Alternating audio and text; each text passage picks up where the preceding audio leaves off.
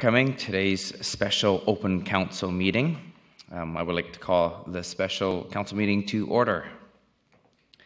Mayor McKay, are you on the line? No. Councillor Bestwick, are you on the line? Councillor Bestwick is on the line. Thank you. The following participant enters the conference. Bill McKay. Mayor McKay, are you on the line?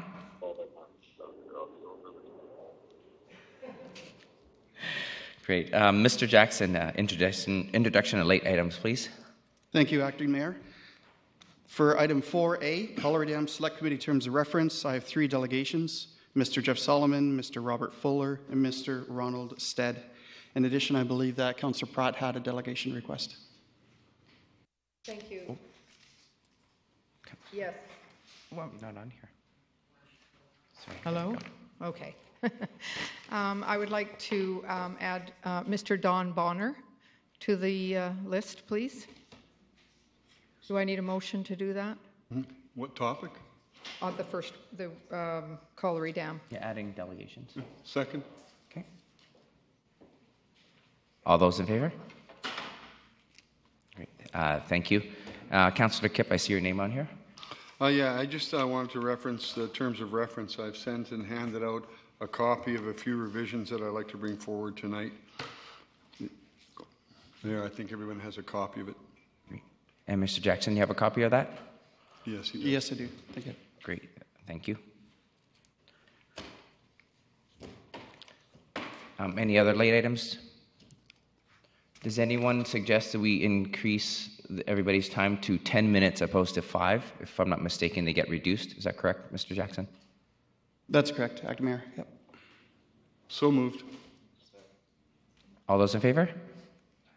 Great. Everybody's got 10.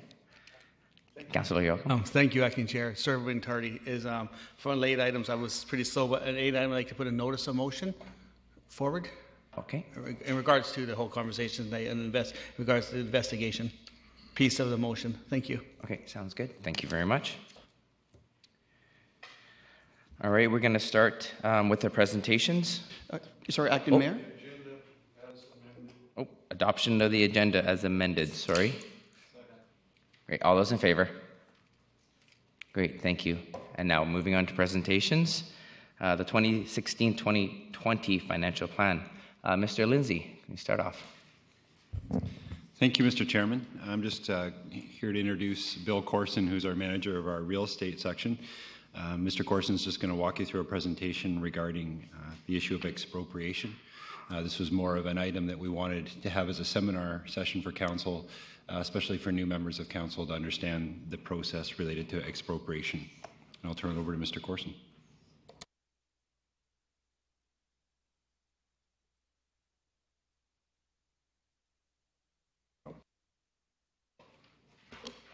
Great. Okay, thank you. So I just want to spend a few minutes providing you with an overview of the expropriation process so you have a better sense of how the tool can be used and some of the things you want to be aware of when you're using it. So I'm just going to talk to you about what expropriation is, why we do expropriation, talk about the historical context, the legal framework in which it works, spend a bit of time on the process so you understand that, give you some examples from recent expropriations in Nanaimo, and leave you with a few key messages.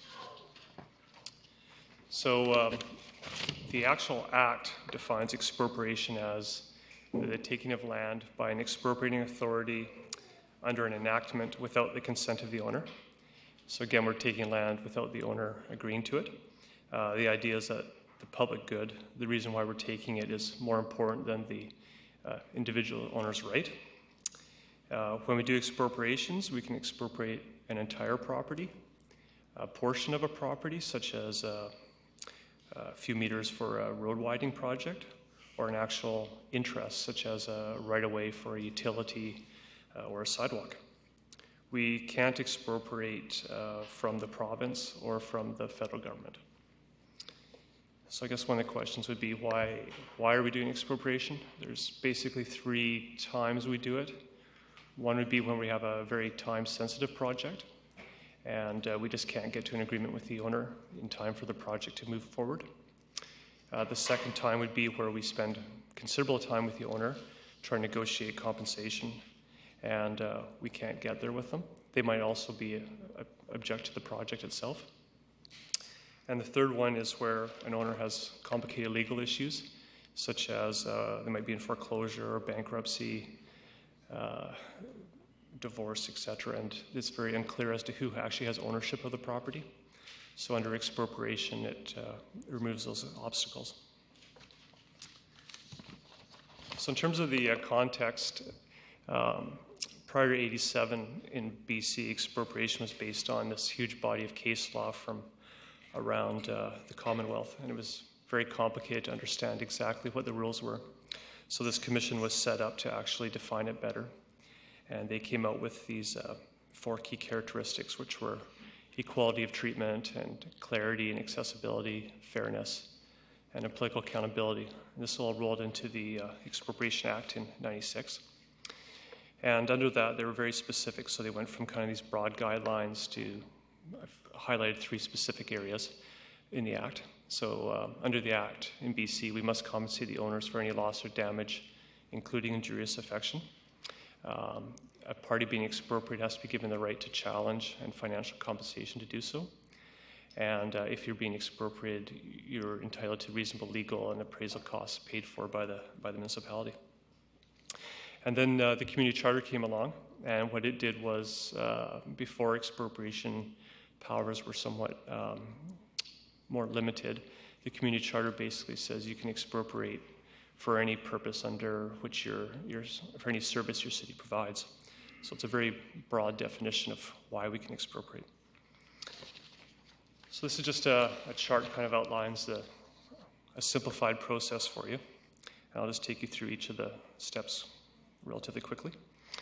So the first step that we generally, that you would use, we don't use this too often, is an initial resolution, where we'd come to council and say, hi, we need to get approval to enter the person's property to do appraisal and survey work. In the time I've been with the city, we've always been able to negotiate that with the person, so we've generally don't come to council for that first step. But then at the second stage, we come to council for a notice of expropriation, or if we've actually reached an agreement with a person, you can do what's called a Section 3 in bracket friendly expropriation, and that's where we get a council resolution to acquire the land. The owner willingly transfers the property, so it's not really an expropriation, but then it's the courts that decide on how much money we owe them. Again, we've never done one of those, but it's an option. So the first step you'd normally see us come to you for would be a notice of expropriation, and this is council either grants a resolution or you can do it by bylaw, but it takes longer. And the notice basically identifies why we're expropriating, why we want to expropriate the property, and all the people who are mortgage holders or have charges on the property get notified. My staff or I go and post a sign on someone's property, and we file a notice at the land title office, so that way everybody knows the property is about to be expropriated. So we don't have the property at that point in time.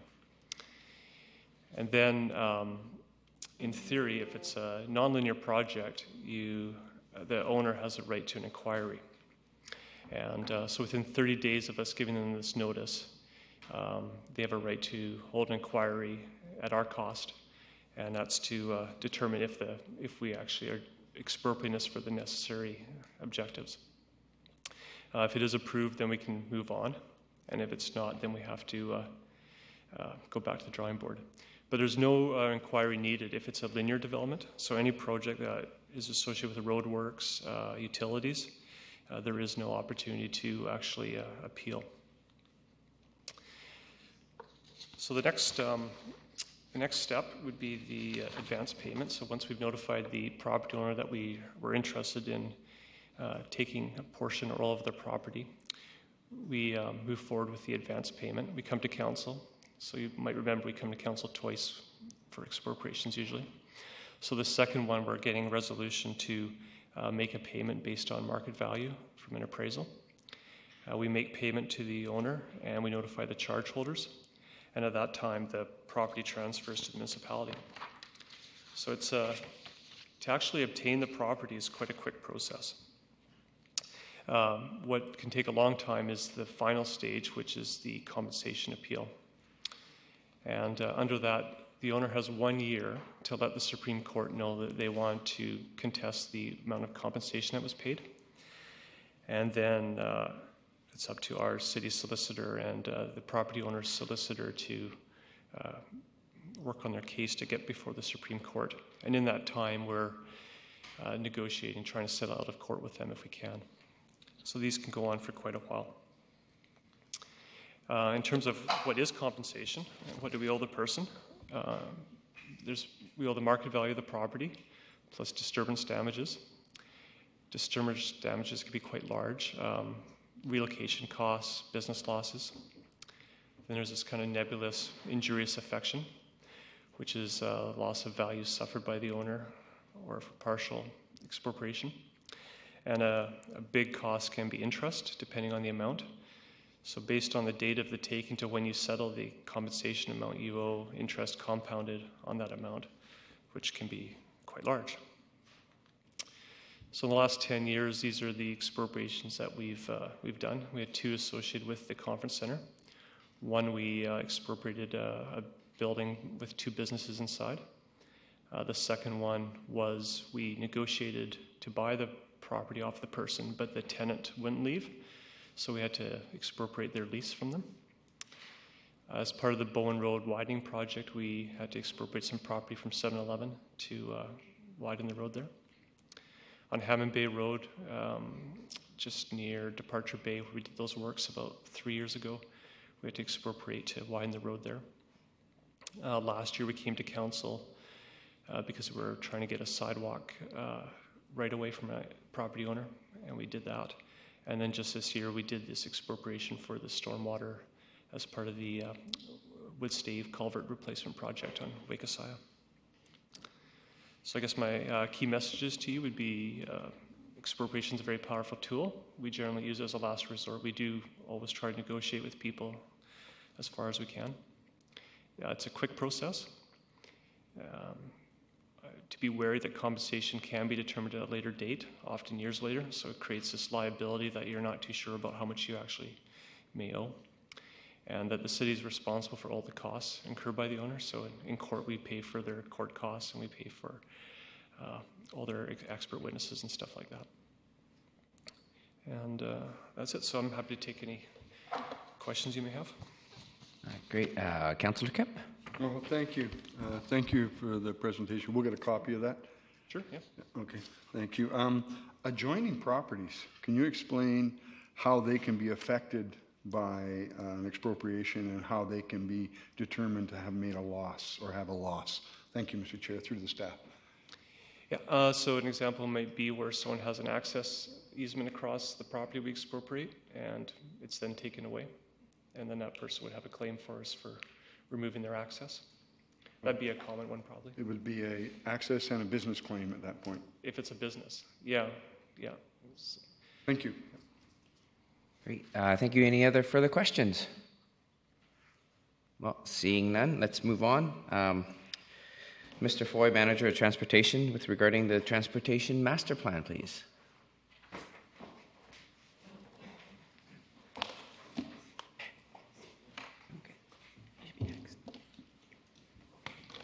Mayor and Council, this evening we've got on your agenda some transportation information related to the financial plan.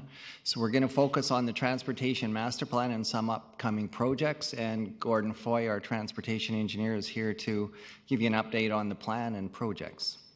So, good evening. The presentation structure is pretty simple. We're going to do the first third is just looking back at the Transportation Master Plan, where that came from, and give you a little bit of policy context and context around that document. Then move into what we're doing right now, basically looking at how that plan adopted last year ended up influencing sort of the projects that we're delivering currently or in the near future. And then finally looking forward to the next 5 years in the capital plan and what's coming through here in the future, and how that's tied into the Transportation Master Plan. So the city's transportation master plan was adopted in May of 2014, so just a little bit more than a year ago. It was the first time that we did a comprehensive transportation plan. We really looked at all the major modes of transportation: cycling, walking, transit, and vehicles. We also touched on that interaction between transportation and land use, which is so critical to driving the future travel demand in the city. And then we looked at some of the other issues that we have in our transportation system around parking, how Nanaimo is connected to the rest of Southwest BC and from an economic point of view, and then how transportation plays out in our neighborhoods. So that's things like traffic calming and the impacts of local streets. The plan's timeline was about 25 years. Like I said, it was sort of the first time we had taken on such a comprehensive look at this important issue. So one of the sort of biggest takeaways from the plan was this idea of shifting our transportation mix towards more sustainable transportation. That right now we are very dependent on vehicle travel. I think if you live in the city, you know, everybody sort of knows that. But the idea was, as we evolve, as we grow and develop as a community, can we shift that more to sustainable transportation modes? And that's very consistent with the OCP plan, Nanaimo, and the strategic plan, and ultimately with the objective of creating a more livable city in the long term. So just a little summary of where we are today. So this is data from the 2012 trip diary. About 88% of all our trips, which is 250,000 trips a day, are made by car. And then the remaining 12% are your sustainable modes of transportation. A big piece walking at 8.5%, and then transit, and then cycling. These trips are a little bit different in nature. Transit and vehicles tend to be all over the place in terms of trip distance, everything from very short to very long.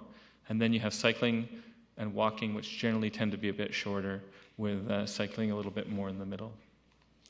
So, looking out to 2041, as the city grows in population, as we have more employment, as we become a bigger regional center, it's expected that the number of trips we're going to make grows by about 50%. Up to 365,000 per day. And the objectives of the plan were to have more of that growth be from walking, cycling, and transit. We're still going to grow the number of vehicle trips, and as you can see there, it's about 25% more than today. But the objective is if we can have greater growth in the other areas, we're going to suppress that vehicle trips growth over time, and that's going to put less pressure on us as a community in having to accommodate and deal with that demand. So when you look at the change piece between now and then, you see that it is really quite a significant change, because you're looking at trying to do sort of half your future trips by those sustainable transportation modes. So what's it going to take to get there? Well, first of all, we're going to try and have significantly more non-automobile traffic or travel. We want to reduce the length of vehicle trips. Just because you drive to the grocery store, if the grocery store gets half as far away from your house, that's a good thing. So there's some real benefits there in terms of long-term land use planning and where we put our services and where we put our future residential development. And then sort of leveraging on that theme is that compact developments that are easy to walk and bike around, and you can service them by transit effectively, are a lot more efficient from a future travel demand point of view. And if you live in a neighborhood like that, you're likely just to walk and bike and drive less naturally without really much prompting. So there's some real benefits on the land use side. So just wanted to touch base on sort of those 4 core areas. Land use, so one of the things we looked at is where in the city are we starting to already see that behavior, a little bit of a shift towards walk, bike, transit. And these areas shouldn't be surprising. These are areas generally that are highlighted in the OCP. And they're also areas where we have the best transit service, and we in many cases have the highest density of employment or residential already. The one that's a little bit different is South Nanaimo. That's sort of the idea of future sandstone, if and when that project occurs. From the walking point of view, it's really about just getting better infrastructure out there as we build the city.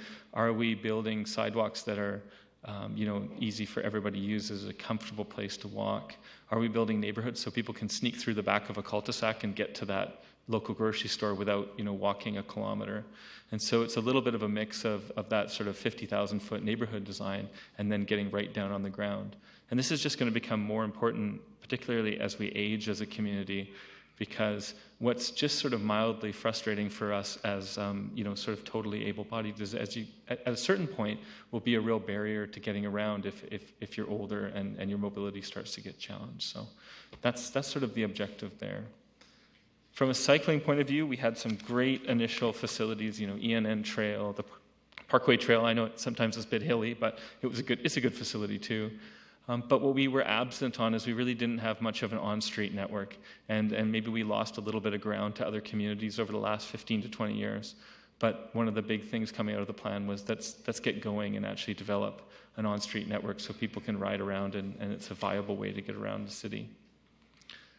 On the transit side, as many of you know, RDN and BC Transit are the delivery agencies, but we can support them in creating an effective transit network for a medium-sized community. So a couple big things came out of that was linking together those really core areas, Woodgrove Country Club, downtown VIU, with 15-minute service over an extended part of the day so you can depend on the bus. And also looking at the downtown, what you could say is a transit hub, but you could expand into sort of an intermodal transportation hub where you integrated more modes of transportation and you actually leveraged up the value. And so those are our objectives, sort of the bigger objectives out of transit.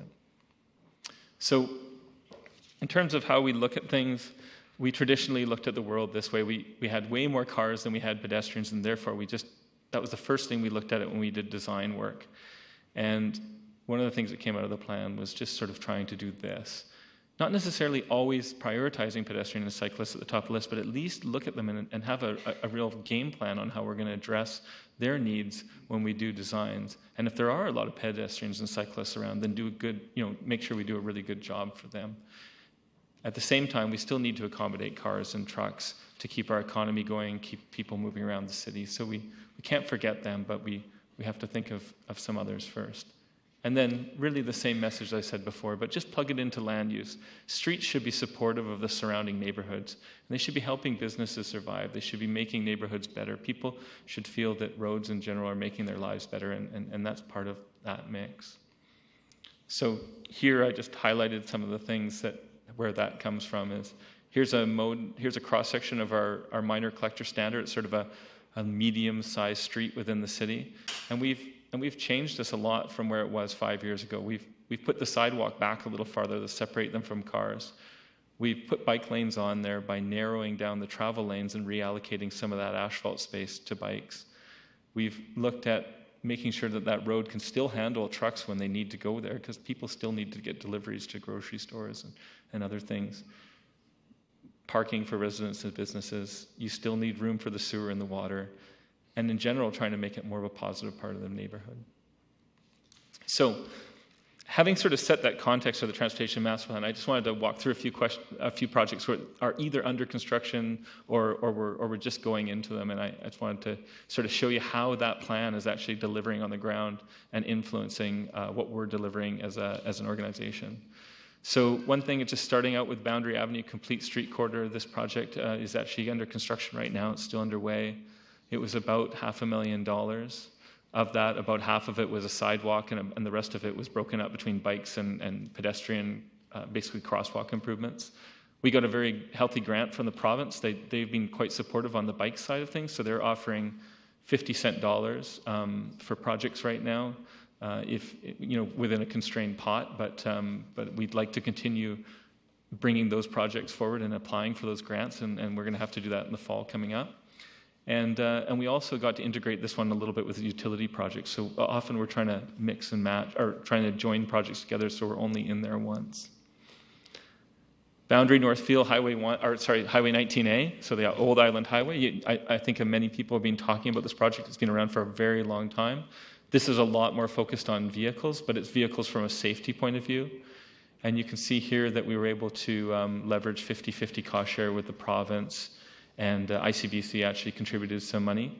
But at the same time, we also, I can't get the laser to work on this thing, but we also really looked at making sure that ENN trail was going to be safer getting through that section, and how are people coming down the Union Trail from the north end, they're often heading down the boundary corridor to either get to the high school, to the or to the hospital, and then eventually they work their way all the way through Buttertubs down to VIU. So it's really an important node.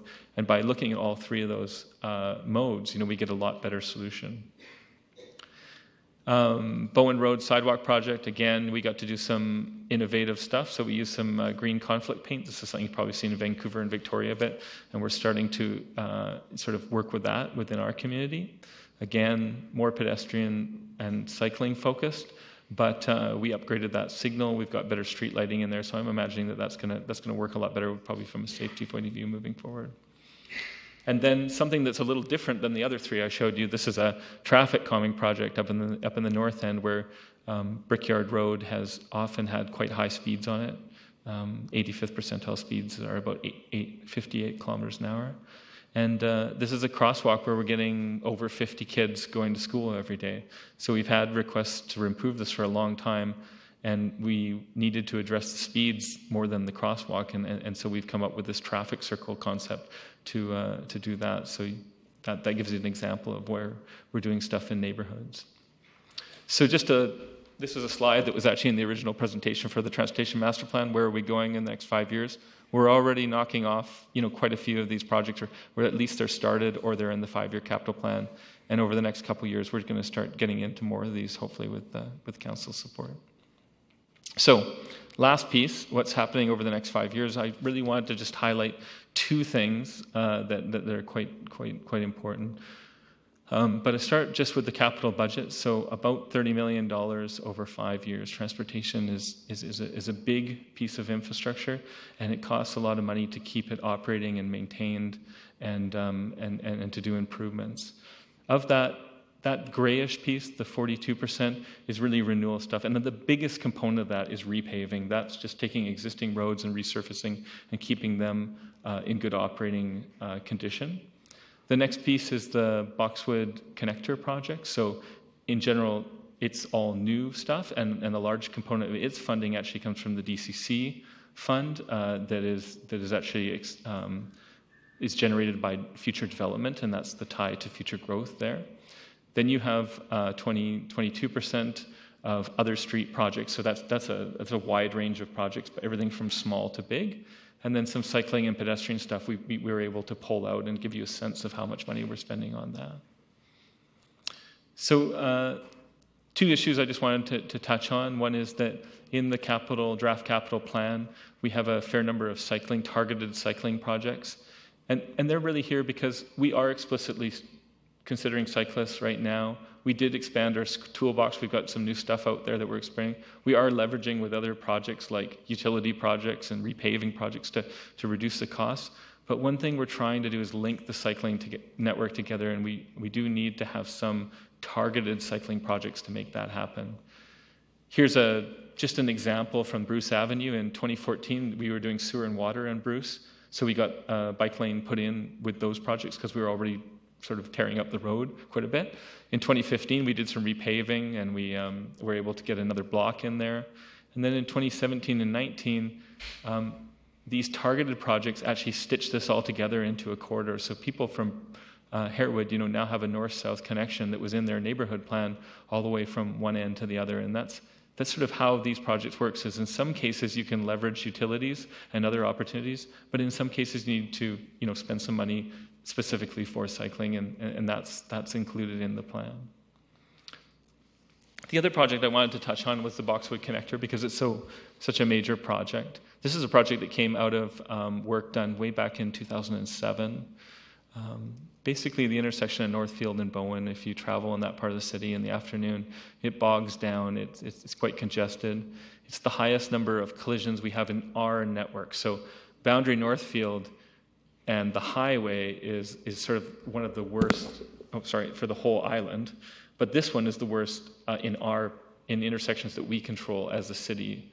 And you can see what really is going on here is people are traveling north-south up and down Bowen. They're traveling north-south up and down the Parkway. And then that little link between the two is a big crossover point. And that's why that intersection suffers. There's so many people turning left through there. and either coming from the south and heading home up to Parksville or north Nanaimo.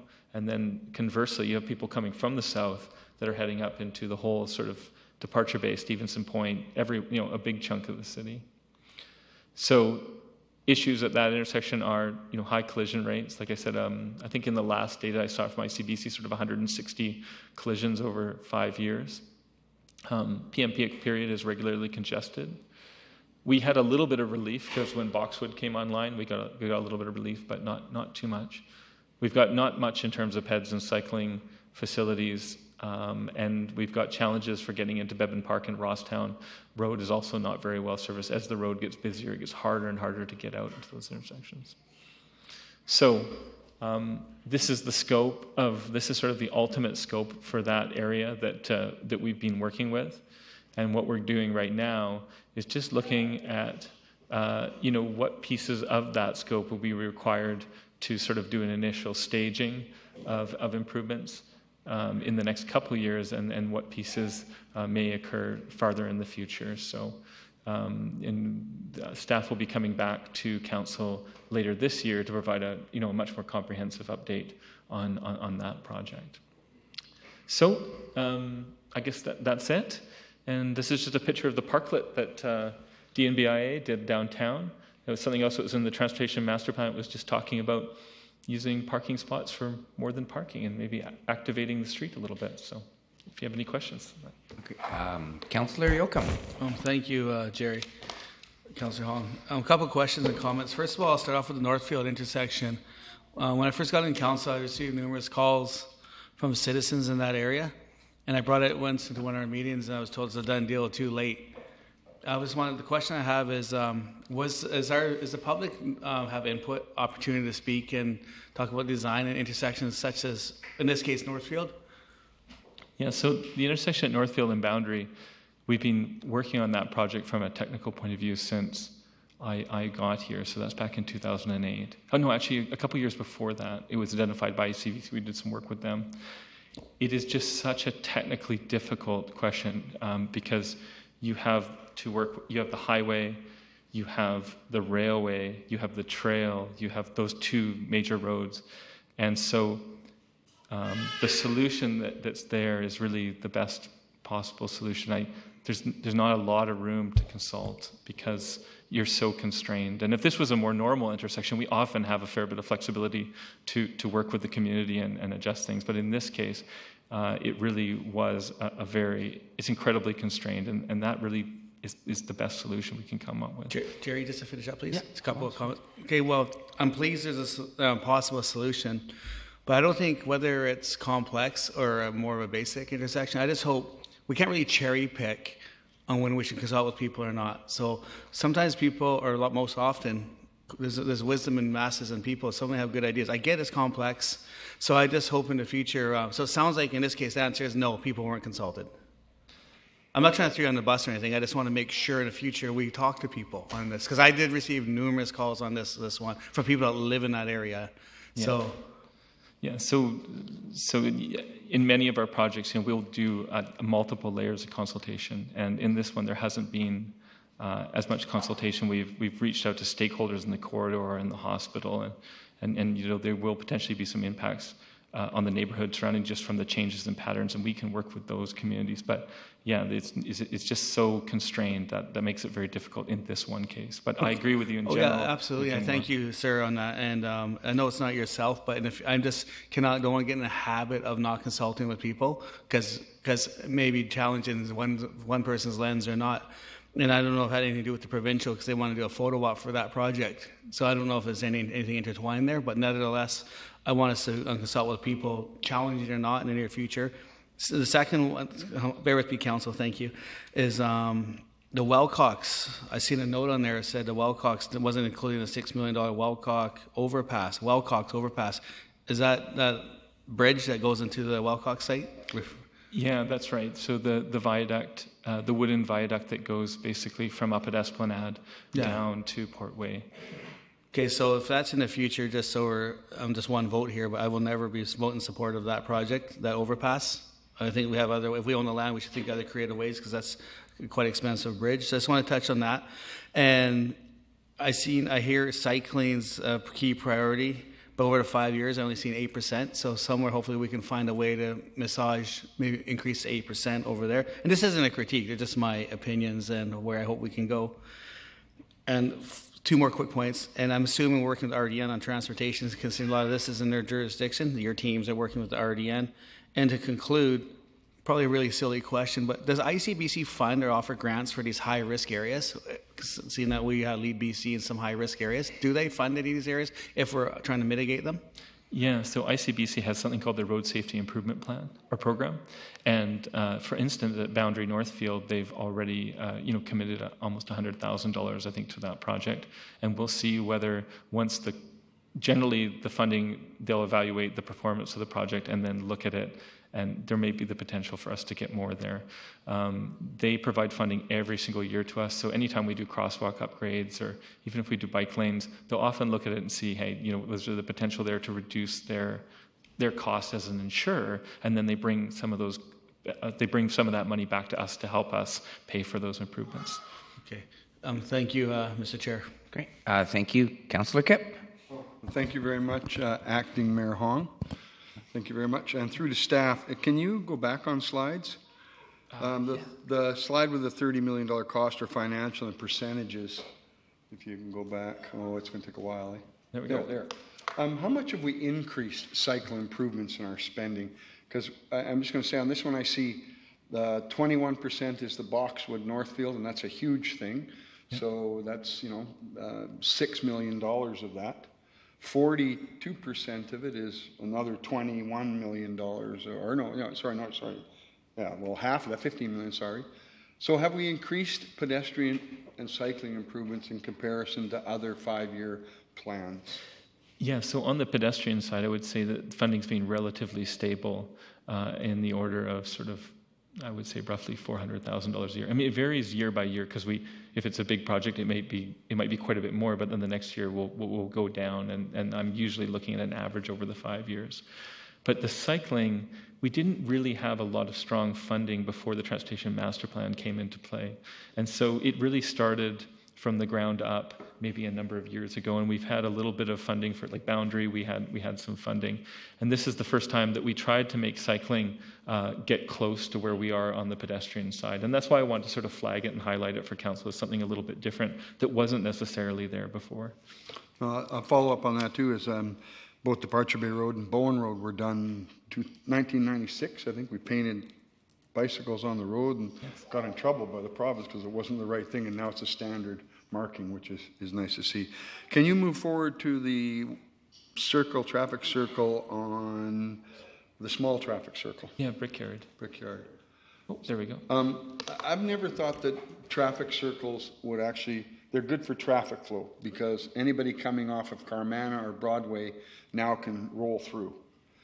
If you have a tree like that, and I'm driving from Brickyard with Carmanah on my right, I wouldn't see kids, so don't put a tree.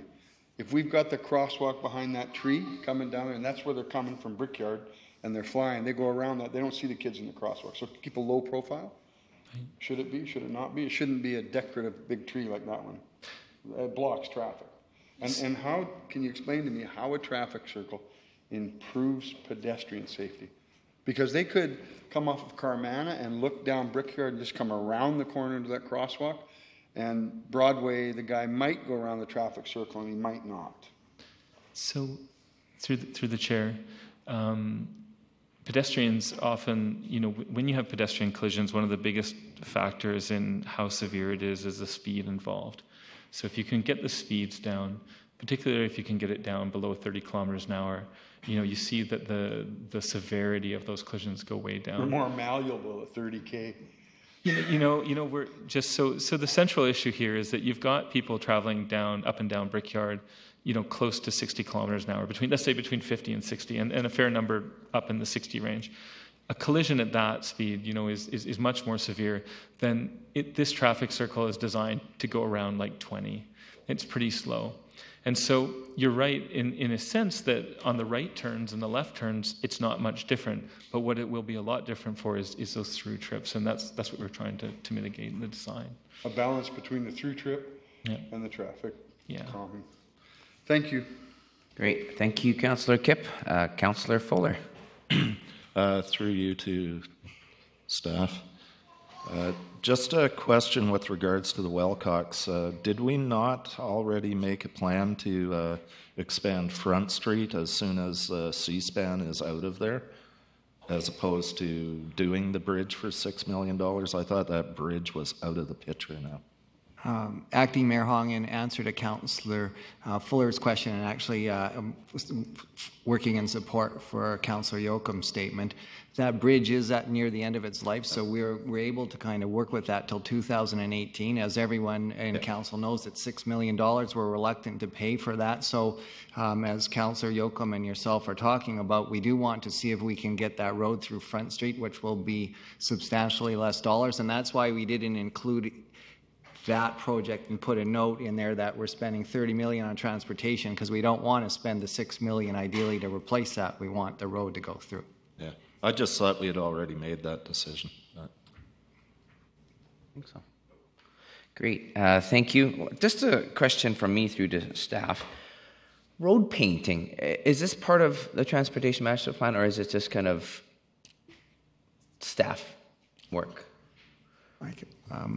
Acting Mayor Hong, in regard to that, we do have a crew that does line painting, and they work with the Transportation Division on new initiatives and also replacing signs in the community. You'll see things like we have bigger letters for age-friendly signs. We do line painting. That all we do internally, and work with Transportation Group to do that. Great, thank you. Seeing no more questions, do we need a motion to... Oh, sure. Councillor Bestwick. It's actually the mayor here. Oh, Mayor McKay. Thank you. Thank you, Your Worship. Through to staff, can you give me an update again on the figures expected for the Boxwood connector? Acting Mayor Hong, answering Mayor McKay on the phone. What we're looking for is in the 2016 budget, we've got about $1.5 million for preloading that one section that is the rerouting that would take you from Northfield Road towards the Bevan Park. And then the main project itself gets constructed in 2018, and that's what Gord was talking about, is we'd get council more plans and staging on that, but there's $4.5 million allocated in 2018 for the project. Thank you. Supplemental, and then there's also a vision to perhaps go through, to connect from that road to Labio, which would feed into Labio, which would ultimately feed to Rock City? Mayor McKay, I'll let Gord answer that question.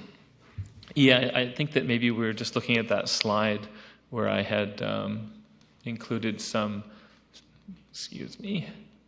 Yeah, I just had included some sort of travel patterns. And it's not so much that those are what we're envisioning. What we're trying to sort of describe there is that when you're coming from the south of the city, say you're coming back from Ladysmith and you were heading home, anybody within the area from roughly Stevenson Point, Long Lake, all the way down to sort of just north of the Millstone would potentially use the Northfield intersection.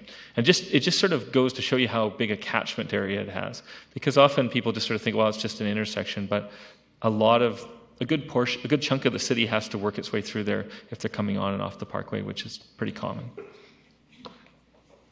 Thank you. Final question, Your Worship, and that is the staff. That is not these are intended to be DCC projects that would not affect taxation, specifically the Boxwood. Yeah, that's correct. Thank you. Thank you, Mayor McKay. Seeing no further questions, motion to accept the presentations. A seconder? Seconder? Oh, we don't have to do the motion? It's at your pleasure, Acting Mayor. Sure. All in favor? Corporate Services, Colliery Dam Select Committee Terms of Reference. The purpose is to provide a draft terms of reference for Council's consideration in response to Council's direction regarding establishing a Colliery Dams Select Committee. We have 4 delegations. Great. Mr. Jeff Solomon is up first. Thank you, Mr. Solomon. And your name and address, please, and you have 10 minutes. Jeff Solomon, 655 6th Street, and thank you. I won't need 10 minutes, but thank you very much. I appreciate that. I'm of the understanding that Collery Dam Park Preservation Society has been noted in terms of the terms of reference for the potential formation of a select committee. And just want to let you know that we're glad to assist in any way possible. That's always been a given, or at least I would hope that many people would see that as a given. Just want to make sure, because we've attempted over the last couple of years to act as a conduit between the in this situation, and a conduit to the public. But please be informed and let you know that there are hundreds and even thousands of people have been involved with respect to the park scenario. And the Collery Dam Park Preservation Society is only a small portion of those of the number of people that have come forward and have been involved. So it's an important issue in terms of forming a committee. We're noted as having the potential of four representatives. It seems extremely heavily weighted. We're not sure as yet in terms of being involved in the committee. Obviously, we would very much like for this to be considered as being a productive venue, and that's difficult because really what I saw in terms of the terms of reference that was pointed out was basically to oversee the landscaping portion. I'm expecting that if this was to go ahead, that there would be some type of landscape architect perhaps involved. So I'm not sure how much would be necessary in that regard. You also have to realize too that it appears that people would be provided with basically front row seats to something that we're not really sure is necessary at this point. So it's difficult to imagine being excited about that project when we're not sure that it's even potentially necessary at this stage. You know, and I guess it's been pretty obvious over the last quite a period of time, that we have had, the public have had concerns about the process, and those are ongoing. And it's difficult because the bottom line is that if you don't get things right from the beginning, it creates issues down the line. And it's an important issue. It's to resolve correctly from the beginning, and then we've been trying to manage it when we think that there's been some serious mistakes been made. As you know, too, that we've also said, and we've been saying consistently since last June, that there's been, when we took a step back from the technical committee, that there was information that we felt was missing, and that would help to, if it had been provided, that it would help to define what is actually required at the park. Please understand that engineers do the best they can, given the information that they have available to them. If they don't have all the information, what happens is that they may choose to be as conservative as they choose the most conservative scenario. That's the way it is. If you don't know, then you go to that extreme. And really what's happening right now at the park is this is what we're facing.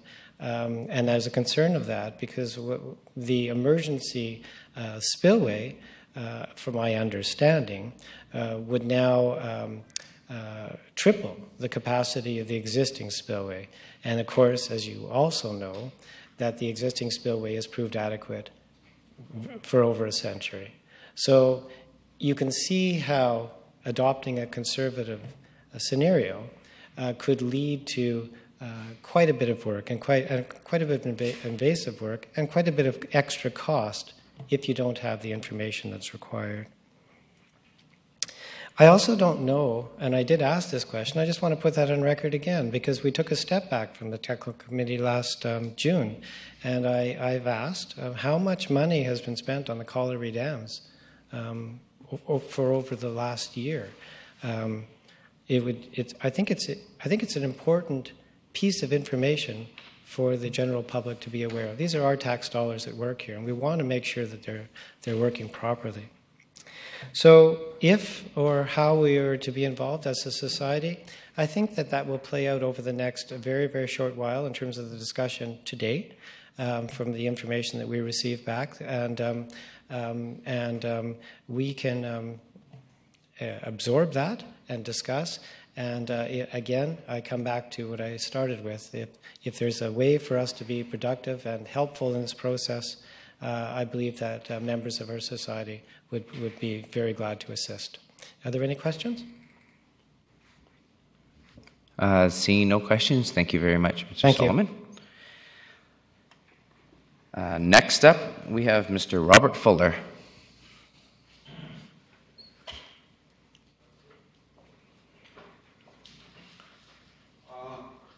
I just have a simple question before I start, and I'd really like an answer.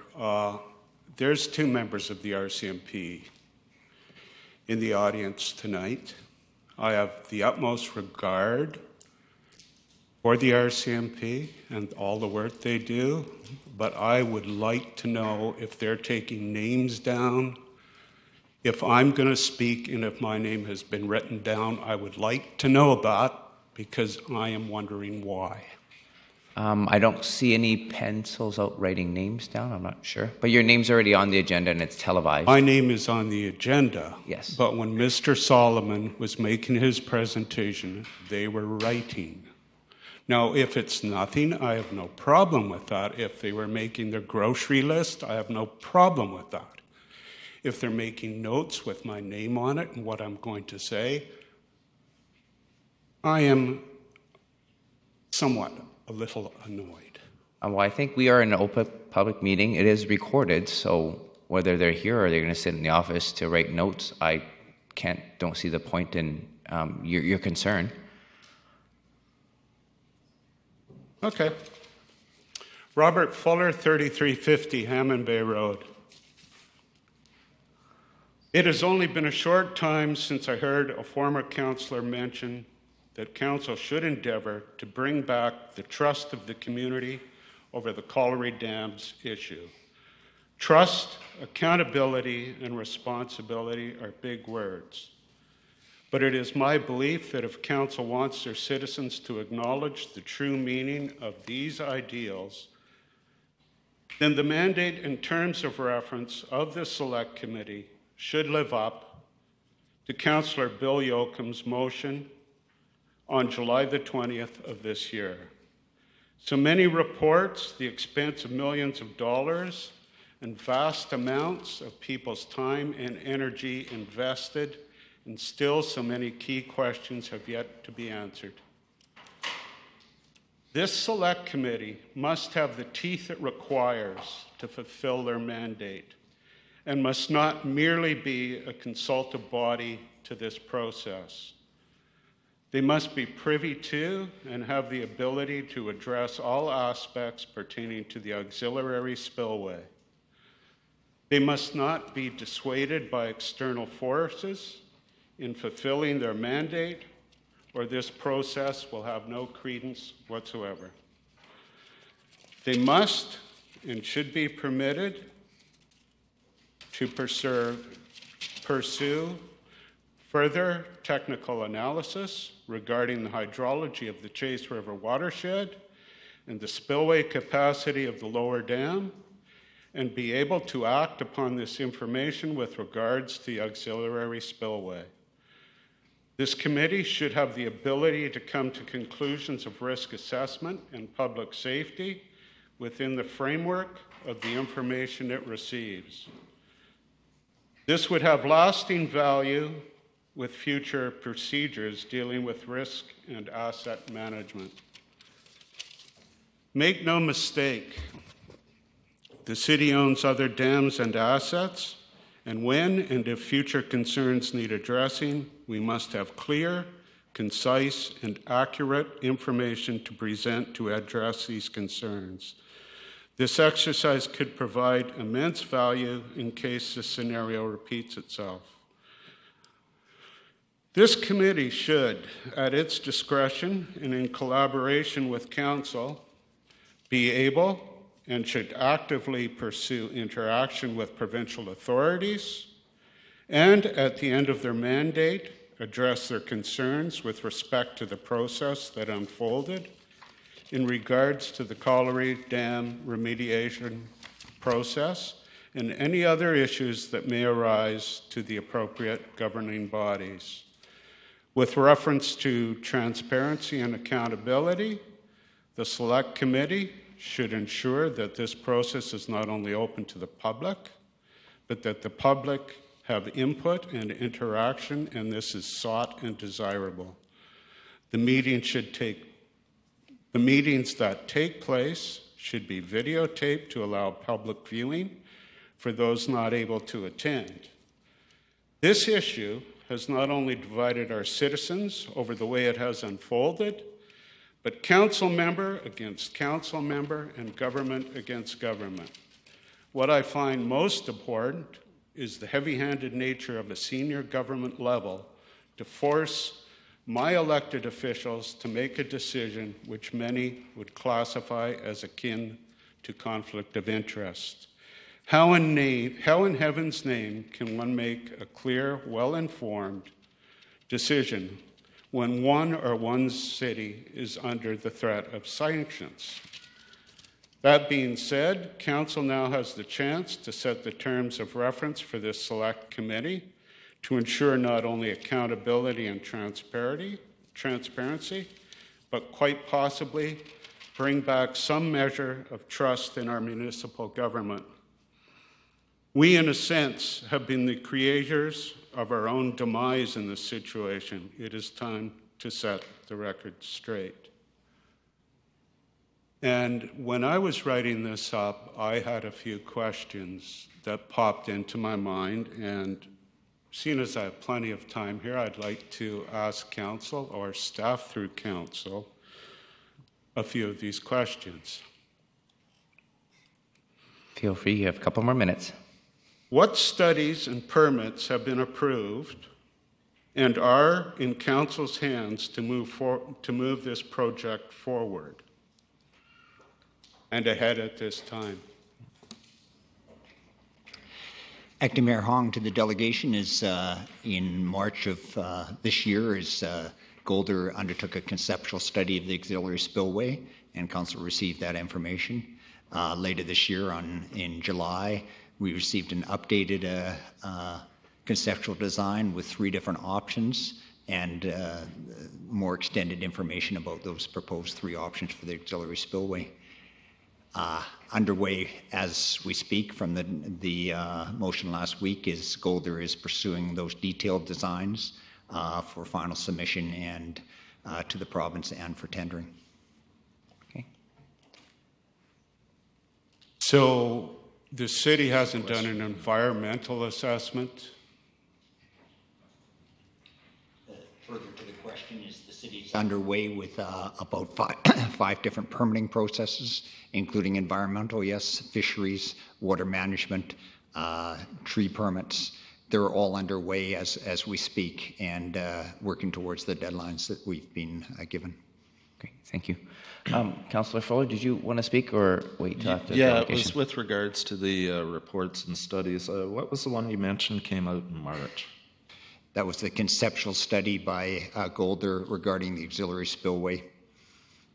Okay, I've just got a list of studies sent to me today from Mr. Swaby, and the only one in March that's mentioned is a letter respecting Colliery Dam's summary of lower dam hydraulic modeling methods. There's no mention of another study done in March.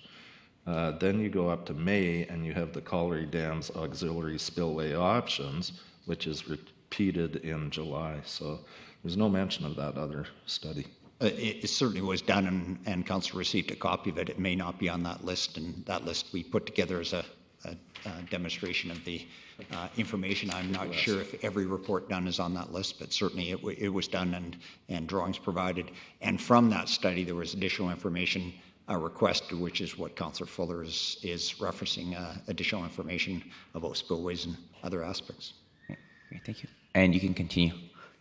Thank you. And there's one last, and this is one that just sort of piqued my interest, and it's because of the close proximity to the current spillway, the one that's there right now,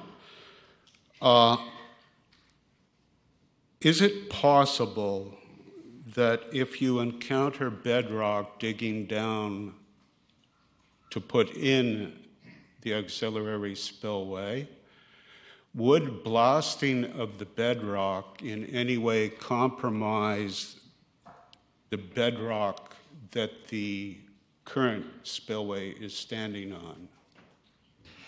Further to the delegation's question is certainly we believe blasting will be required because we're going to encounter rock, and not unlike any situation is in downtown Vancouver and other locations, is you blast right next door to existing buildings all the time.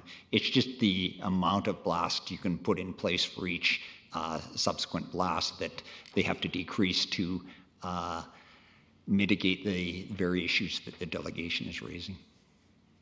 Thank you. Thank you. No questions for the delegation. I see next Mr. Ronald Stead.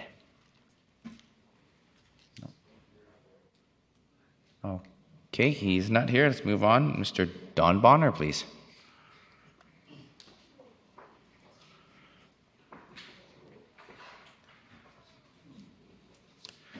Great. Thank you. Please state your name and your address for the record. Don Bonner, 1881 Fisher Road. Thank you. Let me start by saying that I'm opposed to anyone sitting on the Colliery Dam Select Committee who has any ties with the Colliery Dams Preservation Society, the Save Our Dams Society, or the Dams Direct Action Steering Committee. In 2012, City Council decided to remove the dams and restore the Chase River in the Colliery Dam Park to its natural state. At that time, there was a public outcry from a small group, but vocal group, who were friends of the Colliery Dams, and on or about that time, the Colliery Dams Preservation Society was formed.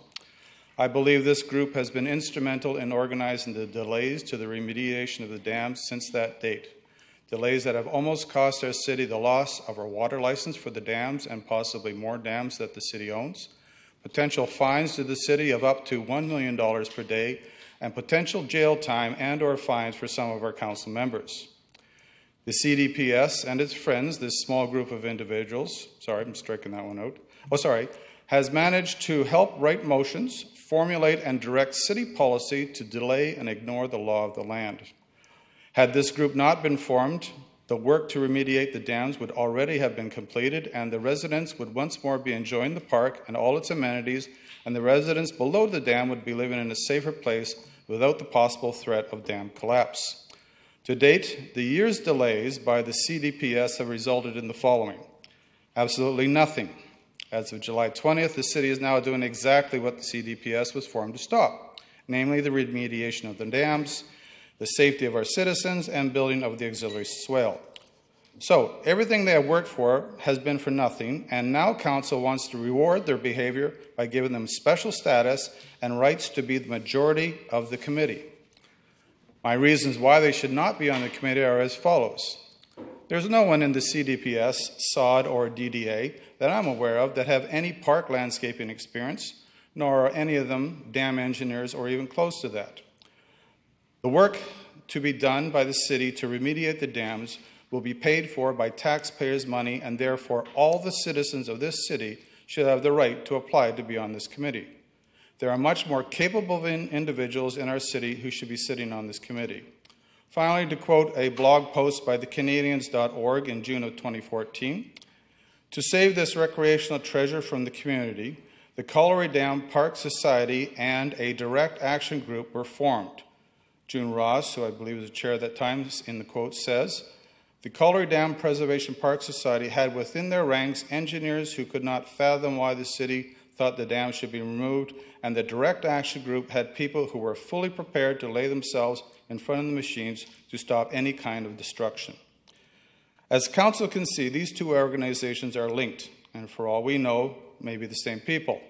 Allowing any member from the CDPS to be on the committee will provide direct access to the dam's direct action group, who have stated they are willing to break the law to preserve the park. Any committee discussions, in-camera discussions, or internal reports could be given directly to the dam direct action group. These are the reasons why I do not believe any person who has ties to the CDPS or the SOD or the DDA should be allowed to sit on this committee. Let us remember that this is a city park. It's there for the citizens of all of Nanaimo and not just the members of the CDPS. All citizens should have their say in how the park and the dams are managed, maintained, and updated. Thank you. Great. Thank you. Any questions for the delegation? We have one question. Thank you. Actually, there are no questions. Thank you very much. That's the end of my presentation. I have a question. I don't. I'm not going to answer it. Pardon me? Thanks. Oh. Well, prove the point. Yep.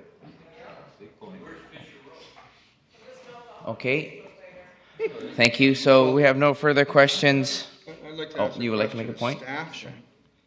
Typically on our committees, we have, like, the Chamber of Commerce gives input. Is that correct? That's correct. And we have committees with people that have been involved in arts and culture for years. And they may not play an instrument, but they're involved in arts and culture. Am I correct? In most cases, yes. Thank you. Councillor Fuller.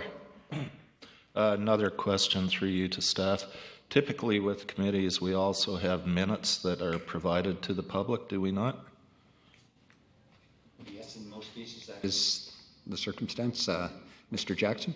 That's correct. It's a requirement of the community charter, similar to council. And your committees. Yeah, and sorry. We are possibly looking at actually videotaping the meetings of this one, so it looks like anybody in the community will be able to see or find out what is going on, because we do want to be transparent in our process. Move receipt of the delegation. Move to receive the delegations. Seconder? Thank you. All in favor? Thank you.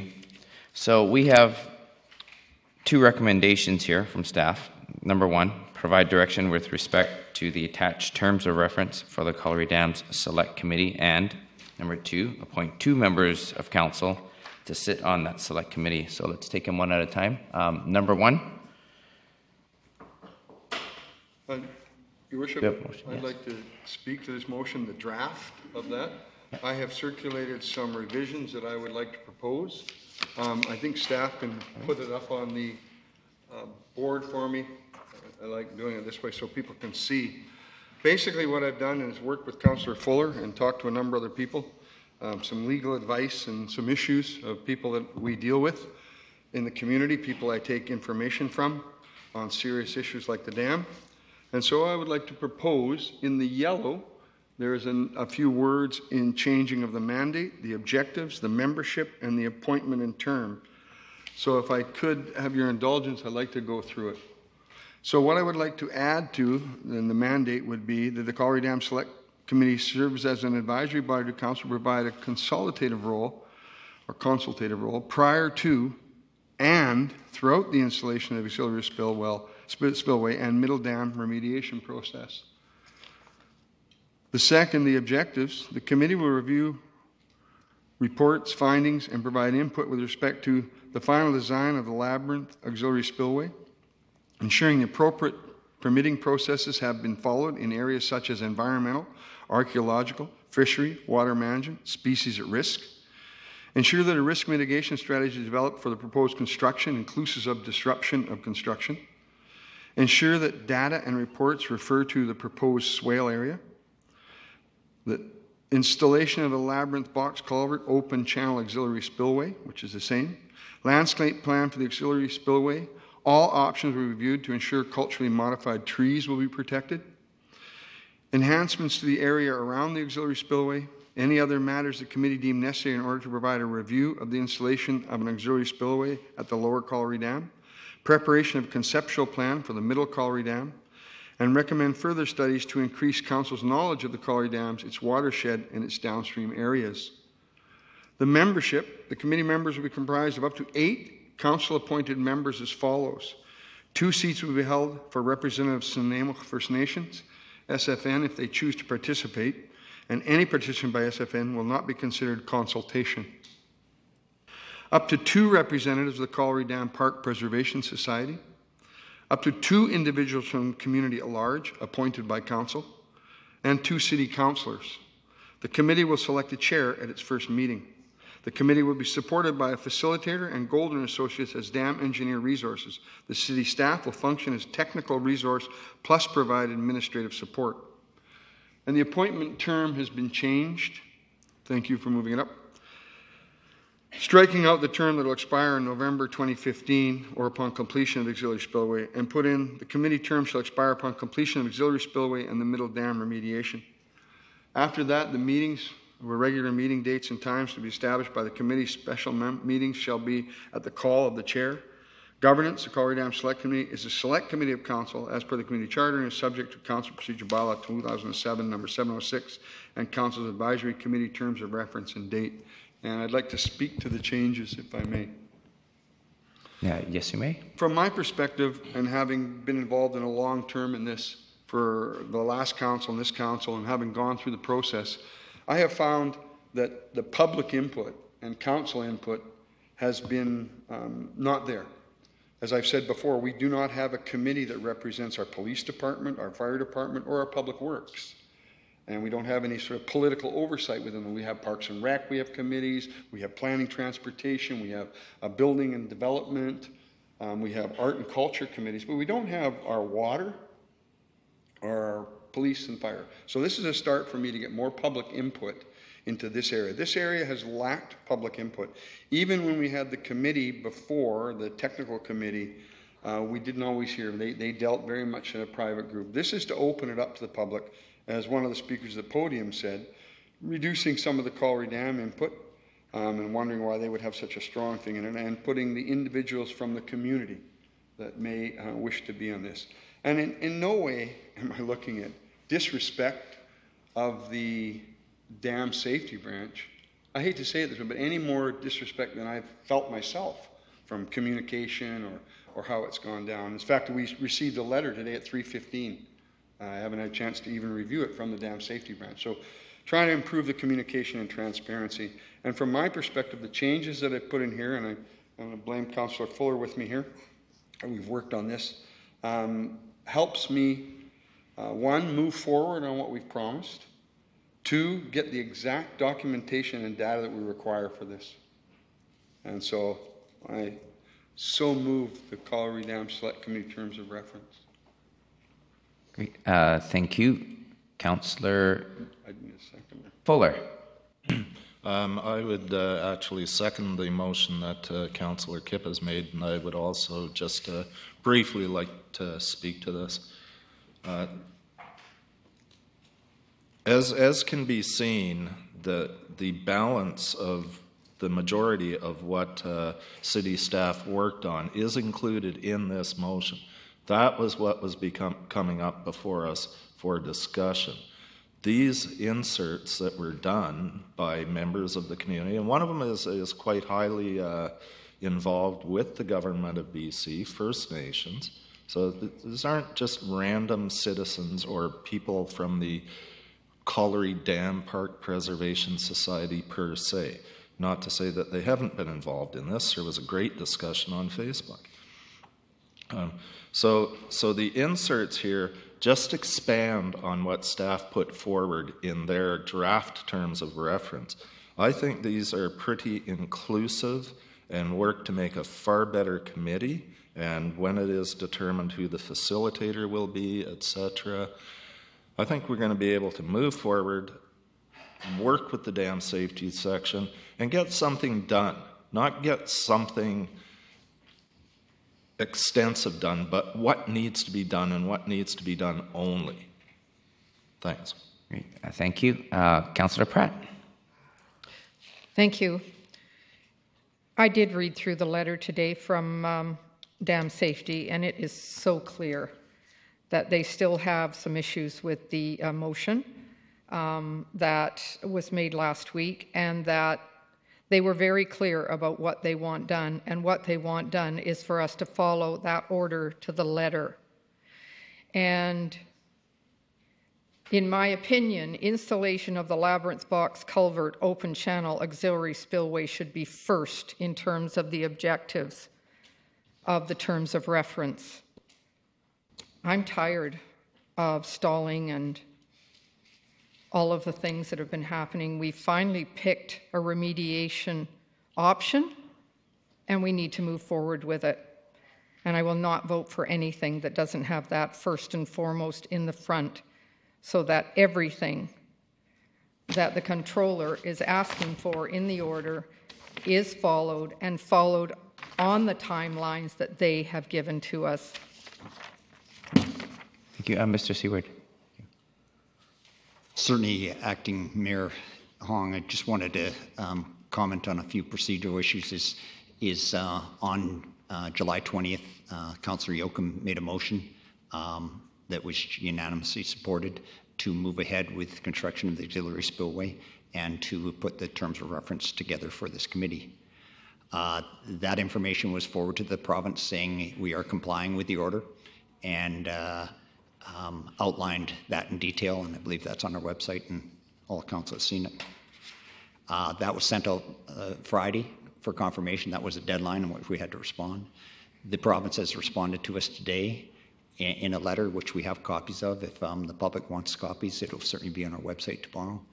And their response was, you met 2 of the 3 requirements for compliance.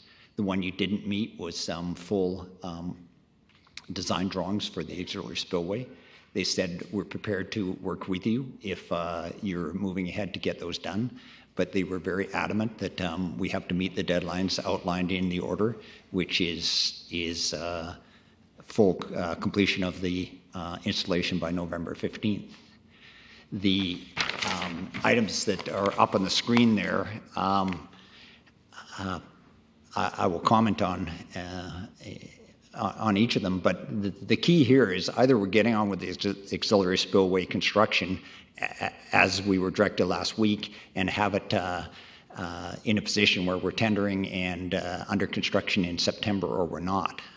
And that's a decision for council tonight, because what we have up on the screen there is we will not be underway with tendering and construction in September, because there's a number of steps there that would require, or what would happen is the public would be inputting into that, and decisions would be made to request more information. So this is a very important decision on, are we complying with the provincial order or not?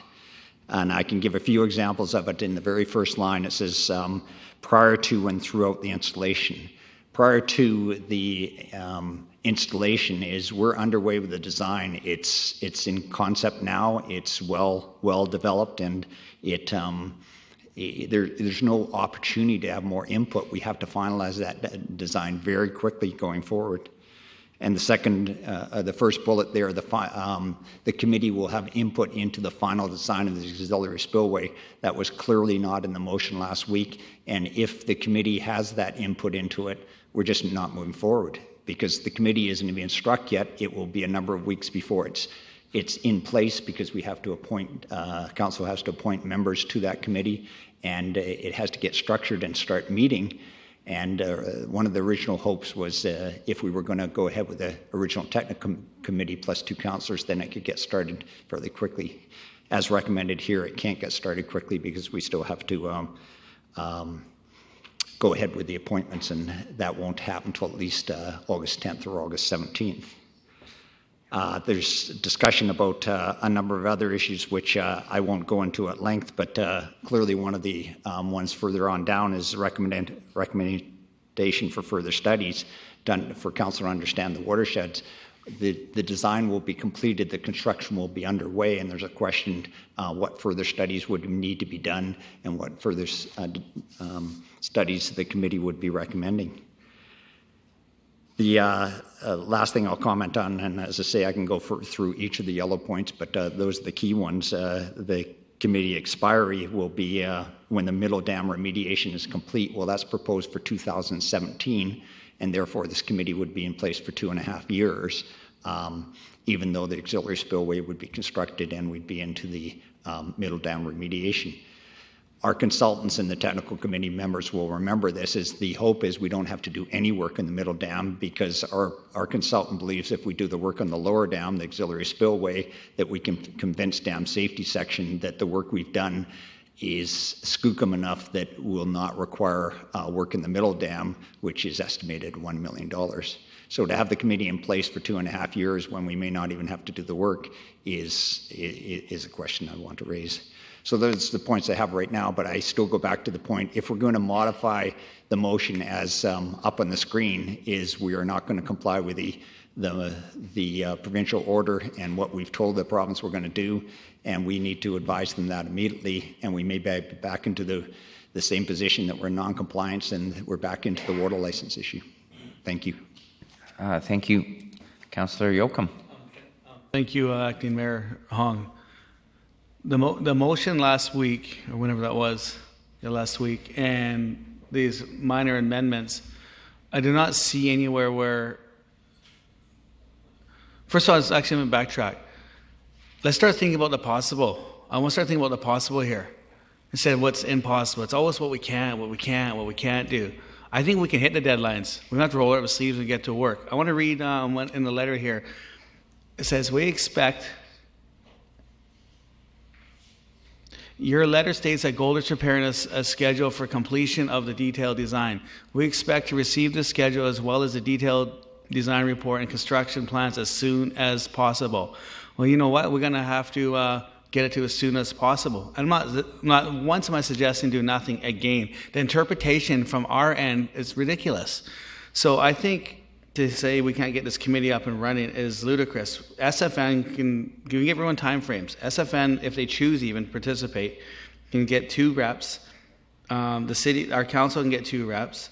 The CDPPS can get, it says 2 reps, and just put that out for community at large to get ASAP. What is it, Monday? Have a deadline of Thursday or Friday, and have a real short window.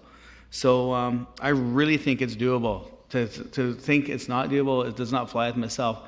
So I think we can get them that plan as soon as possible. And in regards, Mr. Seward, about the committee going longer than it may need be, the letter right here says, we're right now here a conversation saying we may not need to do middle dam. Well, if we're going to paraphrase and go by this letter to the T, which we which we're implying we are, then why is the number 2, it says the city must undertake the following actions in relation to the middle dam? So we can't read this letter and then also ignore that piece if we're living by the first few paragraphs, like it has to be right now. So anyways, I'm sort of on a map here. What I'm basically saying is it can be done. This committee has to happen right away.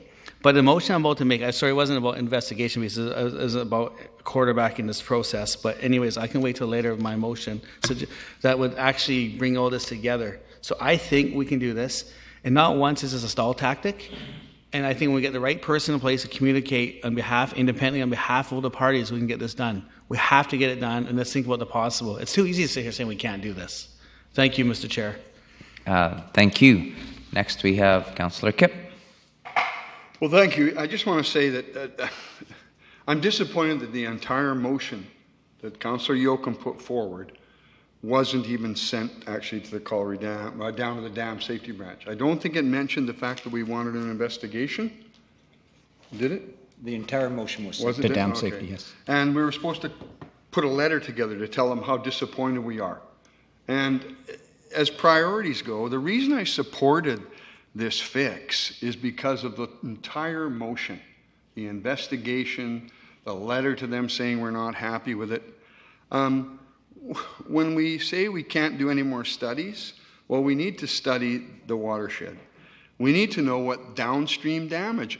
Not once have I heard anybody from this council talk about the downstream damage after we fix these dams. The water that's we're going to fix it so all the water can go over. And then it ends up down in Harewood. and it floods out a few places. Not 1,800, no 150 die. It's like 0.25 of a person now. So we really haven't mitigated the risk for those that are going to get damaged. So that's a concern where we need to study that. We have 9 dams, 2 years for a committee. We have 9 other dams that they could work on and could look at concluding and become quite an interesting committee over a 2-year period. The interesting part that Councillor Yocum brought up with the lower dam, it's mentioned in here. But we're not going to live to that one right now because we can change it later, maybe, if we do enough hardening on the lower. So that sounds, there's flexibility in there to me.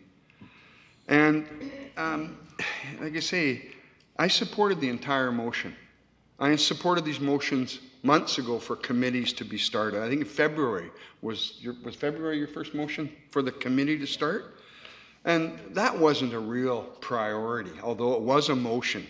So where I'm getting with this is I want to get back on track where we were almost like in February. But we've lost this time. We've been pushed into this precipice. And I've said, I'm really tough with this. Our strategic water plan in 2007, the list of participants is almost the exact same list of people that we're dealing with today in the government. And it's really disappointing that our relationship has been that bad. And even my freedom of information of the stuff going back and forth between our staff and the Dam Safety Branch is why we need to investigate. So with all the 1,800 dams in BC, this being jammed on us, we didn't even stop at the 150 deaths. Now we're at 0.25 of a death and we're on the rush again. And boy, we're missing an order.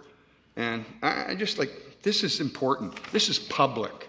That up there, the yellow, includes the public in this. It should have been involved in 2010. Council should have been involved in all the disaster planning and all that, but no, it's been separated into a bureaucracy in Victoria and a bureaucracy here. And this opens it up for me. And that's the reason these are pushed forward. So public and council is involved in this.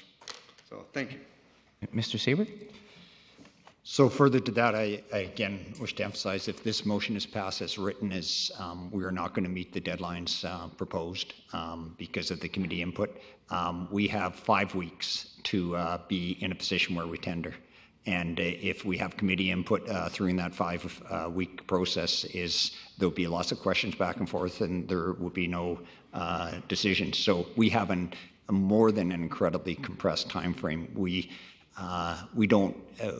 question if we can even meet that time frame, but we're going to certainly endeavor. The committee is about the lower Colliery Dam and the middle Colliery Dam. It's not about the other 9 dams. We're not under a provincial order for any other dams, and we have no expectation we're under any orders in that respect. And lastly, on the middle dam, the reason I raised that is, yes, the middle dam, we have to have a conceptual plan by the end of this year, but we do not have to remediate it until the end of 2017. That's the difference between these two situations. So yes, the committee certainly could work on the middle dam, but the actual remediation or maybe no remediation would have to take place by the end of 2017. Thank you. Councillor Fuller. Just writing down some notes here.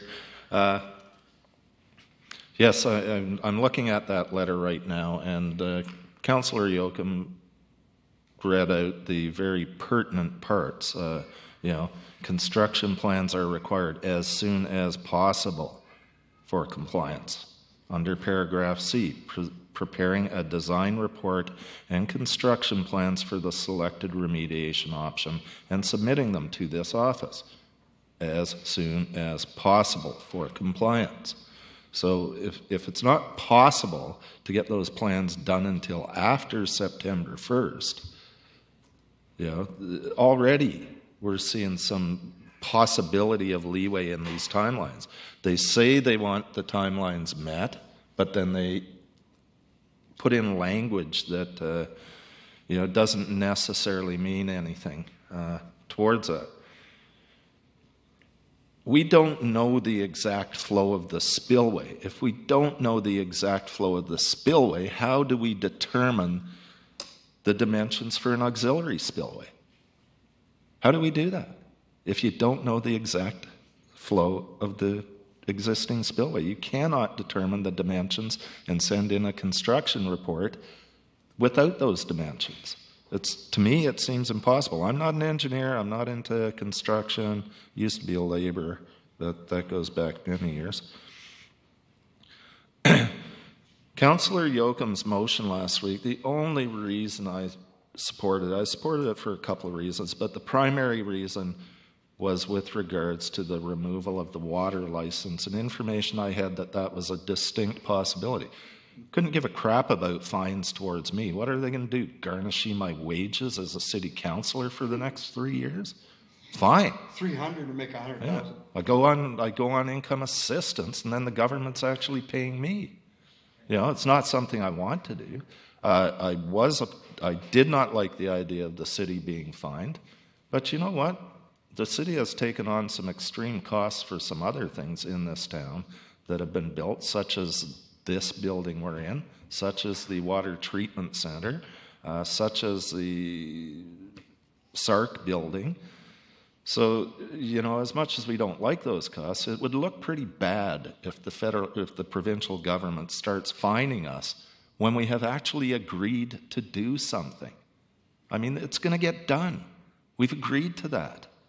We will be putting in an auxiliary spillway, but it needs to be researched further. Let's not put in an auxiliary spillway that's 2 times the capacity that we need. Let's make it exact so that we actually can reduce the costs. So I like these amendments. I think these amendments are great for every reason that Councillor Kipp said. And according to Mr. Seward, some of the stuff that we've got in here is actually in progress. So we are moving ahead on this. And I can see us continuing to move ahead. Let's get the committee up and running. It shouldn't be that difficult. Thank you, Councillor Fuller. Before I move on to you, Councillor Pratt, Mayor McKay, Councillor Bestwick, did you guys want to chime in? Yes, please. Councillor Bestwick. Go ahead, Councillor Bestwick. Thank you very much. I just have several questions. I hope you can hear me. It's a little bit shattered where I am. But that said, I haven't seen the letter from the DSS, so I can't make any articulation or comment on that. I have a question to Mr. Ward. Is it reasonable for me to recall earlier this evening you indicated that several studies are underway right now, including environmental, landscape, and items? That's correct. We're pursuing the required permits for this work to be undertaken for the auxiliary spillway, and that includes some of the issues you described. Yes, so I thought that I heard you indicate that there were several, so which would suggest to me that prior to a detailed design being proposed and submitted, that work would have to be complete prior to the submission of a detailed design. Is that correct?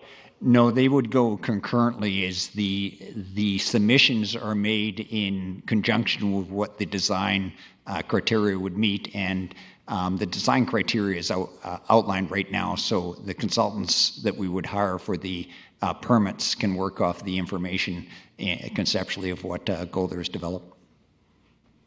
Thank you. So another question I just have. So the design criteria identifies size and scope of the auxiliary spillway.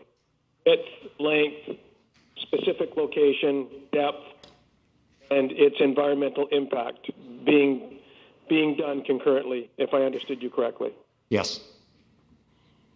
So do we know how wide it is that the detailed design is being prepared for and to go out to tender? Do we know how? Yes, we do. Can you tell me what that is, please? Yep, the entrance structure for the Labyrinth Spillway is 13.6 meters wide. That width goes through until it tapers down to a narrower after the bridge, the box culvert structure.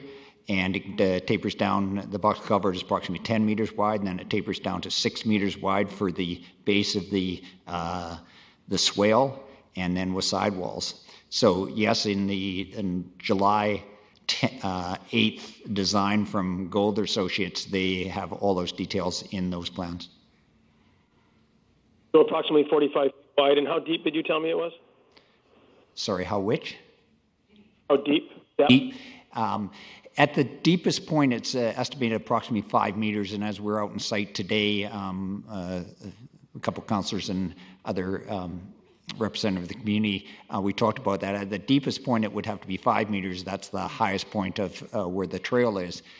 To get gravity feed connection from the reservoir to the Harewood Creek, it still has to flow downhill, and that's part of the reason it has to be that deep. On the far side of the pathway, it would probably only be 2 to 3 meters deep because it is already falling by that stage, and therefore it has to be as deep. And if those sizes are what we were proposing, then could you tell me how long it will take from beginning to end once the RFP has been put out and it's been tendered to whomever to do the work? How long is it proposed to take? We estimated 3 to 5 months. 3 to 5 months to complete the work? Once they're on site, and yes, to complete the work. So it's September is when we're hoping to put out the RFP? That's correct. So if we put it out after Labor Day, then we award it sometime in September? Sorry, clarification on that is that we're looking at with our construction people of how best to deal with this. If we followed a conventional process of complete design, develop tender package, and tendering, that would take 2 to 3 months. We're looking at other methods how we can do that, which would be work with a number of contractors to determine who can provide us with the best price with the information available at this time. Or another way is to break it into 2 parts. One is digging and one is concrete construction. The fact is we have to find a different way to be able to do this to meet the timelines, because a conventional tendering package process, we wouldn't meet those timelines. So if we're doing something that's very unique, we think that the uniqueness will be able to be done swifter than the conventional process, so for me, if we're putting this out in September, whatever, the 8th or 9th after Labor Day, it's awarded 2 weeks later. We're at the end of September, so we'll have a 6 to 7 week window to complete the project as per the DSS order, which what I'm hearing you say is conventional or non-conventional, it's probably not going to be completed. No, what we're saying is we would be coming to council on either August 10th or August 17th to outline the tender process I just described. We hope to be in a position then, with council's direction, to award a tender at one of those meetings or determine the criteria and then come back at the following meeting to actually award it. What's put in the letter and the motion that we sent to Dam Safety Section is that we'll be in a position to tender the project by September 1st. Then that would mean they would be on site within the next couple of weeks, and they would be underway, and we're working to attempt to be substantially completed by November 15th. So substantially, so now we've gone from completed by DSS regulation and we can't get it done, but now we can get it done, and it's still September the 1st when we're going to tender it. So we've got an 8-week window, following all the rules, following all the procedures, maybe advancing this by 2 or 3 weeks with a unique manner with construction people and et cetera to try to meet this window. But substantially complete would be something more than 50%? Certainly, that depends on the contractor, with the rock we run into, those type of things, all construction considerations. But if we were over 50% complete by November 15th, then we were certainly showing the intent to meet that deadline. We will just do our best with the contractor and how we best meet that. So I thank you very much for that. That answers my question. So what that suggests to me is that what we're doing to date is doing our best with all of the information that we can possibly have to start this work. And so for me, I think the terms of reference make sense. 50% is, as you say, is a good indicator that we're complying, that we're working towards completion. We probably can't complete if everything goes perfect. When I hear bedrock and blasting, it's not unlike the comment that our delegation made earlier, Mr. Bonner, about we were going to remove the dams and we'd all be living happily ever after right now, enjoying them. Well, that was before that we knew that there was rebar pinned in the bedrock. That was before a lot of things became evident to us. And once those things became evident, then the rules changed and the game changed. So there were certain things that were game changers that I'm glad that we did disclose and discover. So as far as I'm concerned, the terms of reference make sense. If we are showing signs of moving forward in the right direction, in a positive direction, which we're doing, and we're doing it right now. And to get a letter from the DSS at 3:15 on a Monday, on a council day, doesn't come as any surprise. I just need to emphasize again that the letter from the province was in response to our letter that we sent Friday afternoon. They turned it around in 24 hours in response to our letter. It's not about a council meeting. It's just about we sent the letter on Friday. They responded on Monday. Thank you. I wish we got them the letter on Thursday. What? Thank you, Councillor Bestwick. Mayor McKay. Thank you. So I have some concerns about this new motion. You know, we talk about letters coming at the 11th hour. Getting a report concerning this motion at 4:31 is certainly not helpful. That's when I received this motion. So if we want to go back and talk about the issue of dealing with motions that council has provided, I would like to go back to October of 2013, where the then council, where 4 of our council members were sitting on, said that they would be striking a technical committee, and the technical committee would come back to recommendations to council in the, after they completed their work. They did so, gave us recommendations in July of 2014, and I believe the comptroller is of the opinion that we've done nothing but stall since then.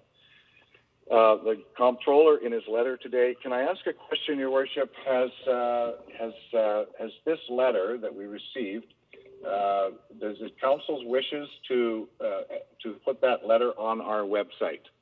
I think Mr. Jackson said it's going on tomorrow, and we actually have hard copies with us right now for the citizens if they wish to read it. Okay, if we're going to consider this a public document or be made public, I'd like to go to the last paragraph, which says, as a final matter, we advise that any additional studies undertaken by the city should not prevent the city meeting the due date specified in the April 29th, 2015 order. Please continue to advise our Office of Progress with respect to meeting these timelines. We also expect the city will put in place plans to deal with any other potential delays. If the comptroller, after this meeting, or any of our subsequent actions, determines that we are doing anything that would delay this work being substantially completed by November 15th, the risk is still there that we will be in non-compliance of the order and enforcement will take place. I cannot support the motion that's on the floor. Thank you. Thank you, Mayor McKay. Councillor Pratt? I sound like a broken record. I totally agree with Mayor McKay. It's very clear in this letter that they want us to continue and that there is a little dissatisfaction in the letter because we aren't in total compliance at this point in time in terms of what we've submitted. We have to get this done. I'm not in favor of changing these terms of reference. All it's going to do is to continue to stall, and we need to get this done. We have put tremendous pressure on our staff to get the work done that needs to be done in order for us to be in compliance. And it baffles me that we are still going around and around and around. We have presenters come up saying exactly the same things that they've said over and over and over again. We're saying the same things over and over and over again. This order is very clear, and we do need to comply with it or suffer the consequences. And I cannot support changing these terms of reference if they're going to slow the process down, because that's not something that's going to be acceptable to the Controller's office. Thank you. Councillor Yocum. Thank you, Councillor Hong. Not once am I suggesting that we're looking for stall or meeting these deadlines. But I'm going to be making a motion after this, however this goes, to bring forward someone to oversee this, work with the province and this council, because I'm feeling unwillingness of our end, and who I guess would be your division, to willing to work with council. Council wants to get this done. Council, sure, there's going to be some adjustments to this committee, and I keep hearing we can't, and we can't. Well, I think we can. I think we can get our ducks in order and champion this. And in that last paragraph that the mayor brought up, it's really contradicts itself. As a final matter, we advise that any additional studies undertaken by the city should not prevent the city meeting the due date specified in April 29, 2015. Order. Please continue to advise our... So basically they're saying any other studies, study away, people, but you still got to make your time frame. I get that. Please continue to advise our Office of Progress with respect to meeting these timelines. So if they do a flow study or hydrology study, let them know what's going on. Sure. We expect the city will put in place plans to deal with any potential delays. So if there are any delays because of hydrology study, let them know what the delay would be. So that totally contradicts itself somewhat. But I'm not looking for that as a way to stall. I'm looking as a way, let's get some work done. And this committee, though, we've got to be firm with this committee. And the motion I'm going to make is going to have someone quarterback this committee, quarterback staff, liaison with the provincial government, because I don't have faith in our systems today. I do not have faith that there's a will to champion council's wishes. And I believe we can get a lot of work done. And like Councillor Bestwick just stated, what we've done, if things went perfect, are we going to be done by mid-November? Absolutely not, we're not. So long, is there policy that says if you're 50% complete, then you're good to go? I don't think so. I may be wrong. But nevertheless, as long as it's showing real due diligence, work happening, activity happening, then they will, I think, most likely, what can they do? We're doing the work. It's sort of example like this, the water project that's it was a year behind from the Island Health. We got the work done. It was a year later, but nevertheless, it's a different topic. I'm digressing totally, but I think this committee, though, will have to roll up their sleeves and get to work. And if some choose not to participate, I can't help that. The door is going to be there. People want to participate and get to work. Let's do this and do it realistically within the time frames that we have to do. So I support the terms of reference, because knowing the fact that the work has to get done as soon as possible. Thank you, Councillor Hong. Thank you, Councillor Yocum. Councillor Kipp. Thank you very much. Well, it's interesting when we get late information. We got the financial plan, both of the updates today, never seen them before. Arrive at our plate today on our financial plan, talking about $30 million spending on transportation. We got that just as we arrived. The comptroller letters, we've had the mayor previously complained that we were getting fast letters from the dam safety branch. So that's a misnomer to me. Stuff arrives at the table all the time.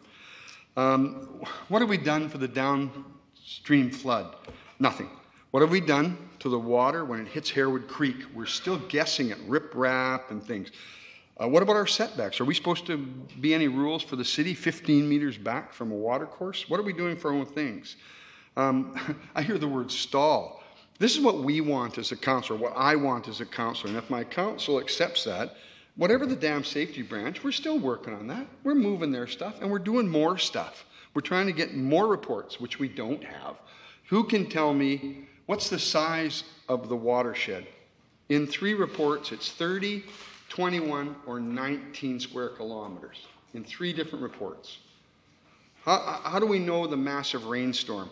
Well, if it's 30 square kilometers, it's 300,000 square meters at 2.5 centimeters of rain plus snow. There's all this stuff up in the air. You talk about inconsistent. Mr. Davidson has been inconsistent. It's been extremely inconsistent. We've got letters before our ink's even dry. We know Freedom of Information shows background information that we're not aware of as a counselor for democratic oversight. And we're just moving forward on this, and you're going to hear the same thing from me over and over again, that the process is so flawed from the onset, from the disaster planning on the 150 deaths and all the risk and the people in tears. And now I don't think the dam safety branch could change the order because they're going to lose face here. That's their problem. And when I hear that it's only about this dam, the rest of BC has to watch this process. Because if these guys were pretending to hammer us, or not pretending, or maybe, or we could change what we're doing, or maybe they'd fine us $1 million like Gord Fuller, I can't make a decision thinking someone's going to sue me. The last 3 or 4 weeks, I'd have 3 or 4 lawsuits. So from my perspective, this is inconsistent, pathetic process from the beginning, and I can't not support these because, again, public input into this process has been lacking and flawed. So I have to support the motion that I've made on the floor. Thank you, Councillor Kipp. Councillor Fuller. Okay, just one last thing. Councillor Kipp just brought up 3 different studies showing 3 different sizes for the watershed. We've had 3 reports with 3 different rates of flow in the spillway. I was up at the dams today, and the understanding I got, and Mr. Seward can correct me if I'm wrong because he's the one that said it to me, is this auxiliary spillway is designed to come into effect when the water flow in the existing spillway hits 18 inches. Why 18 inches? Why not 3 feet? The dam is actually 6 feet, so why 18 inches? Why not 3 feet? It's never overtopped before, so why not 3.5 feet? You know, we need to do some further looking into things on this. There's just no doubt about it. Mr. Seward. Yes, I was out with Councillor Fuller today, and we had a discussion amongst ourselves, and the question to be was at what stage would the auxiliary spillway kick in from a height perspective? And so we had a discussion saying, I don't know the exact number, but before the existing spillway reaches capacity, the auxiliary spillway would kick in. And the comment continues to come up that we don't know what the existing spillway capacity is. We absolutely do. We had council asked for 2 additional studies on it. It will start to overflow at 35 cubic meters per second, and it will fail at 55 cubic meters per second. We can have someone else study that and do that study again, and they'll come up with the same numbers approximately. It may be within 2 or 3 cubic meters per second, but they'll come up with that. And to continually say that we do not have that information is just incorrect. Thank you. Councillor Fuller. Okay, so now I'm hearing that the 18 inches was just a figment of my imagination. I beg to differ. It was told to me by Mr. Seward. It starts at 18 inches. That was the question. That was the answer. And we wonder why people don't trust the process here. Something as simple as that. I'm being accused of being a liar. Your Worship, I certainly need to respond. Councillor Kipp was involved in that discussion as well. They asked me what the height it would kick in, and I said approximately 18 inches in the existing spillway. I told them I don't have those numbers, but I was asked the question. So I was answering the question that when the reservoir raises to a point where there's 18 inches of water approximately in the spillway, then that existing auxiliary spillway would kick in. I would still refer back to the point here is read the entire letter from the province that we received today. People have pulled out individual sections, but read the entire letter. That letter is very conclusive. They are watching this meeting. It's being taped, and they'll look at it tomorrow. They are very aware of what's going on, and they're very concerned that the city is going to back away from the position it had from last council's meeting that get on with the auxiliary spillway. If these changes are go forward, I'd love to be able to meet the deadlines in it. I think everybody in this room and in this community would love to see it completed. But the fact is this is going to delay that process, and we will not be under construction this fall. Thank you. Councillor Pratt. Oh, go ahead. Councillor Pratt first, then you, Councillor Bestwick. Thank you. This is completely off of that particular aspect of it, because I think I've stated my position clearly enough. I'm just wondering where people think all the money is going to come from for all of these studies that we're going to continue to do, despite the fact that we've already chosen a remediation option and we're going to move forward to complete that remediation option. And yet we continue to want to do studies which have been estimated by staff to be upward of $900,000 over the next little while. Where the heck is this money coming from? I'm really getting tired of us saying we'll do this, saying we'll do that, asking for this study, asking for that study, spending taxpayers' money when we have chosen an option. We need to get on with that. And unless a study is going to somehow change what we're doing, I don't think we should be doing it, because I don't think we should be spending all of that money. We are now at $2.7 million with nothing being done. And now we're thinking of upward of $1 million for more studies? That, to me, is just totally irresponsible.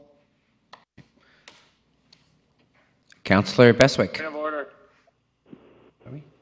Mayor McKay? Yes, point of order. We're supposed to be sticking to the terms of reference for the committee, Your Worship. Sorry about that. Thank you. Can we call the question? Councillor Bestwick, can we call the question? Yes, I just have, because it's only because it's been brought up in dialogue from staff, at 18 inches in the existing auxiliary spillway, how close is that, or how many more inches, how many feet before overtop at 18 inches?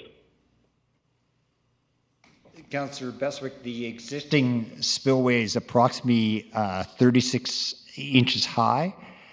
When it was flowing in December 8th through 10th of this past fall, it was running at approximately that height that I described, 18 inches.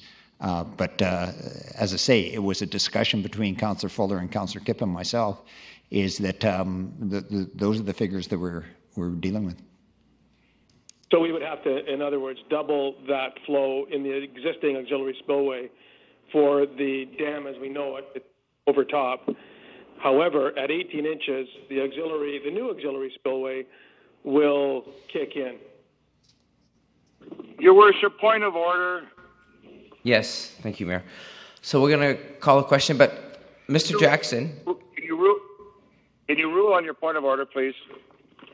Yes, I'll rule on the point of order for you. I think it is, we're discussing the actual direction that we need to make with the motion with regards to the terms of reference. I think numbers that we're talking without engineering reports don't seem to make sense. I think you guys are just having a discussion.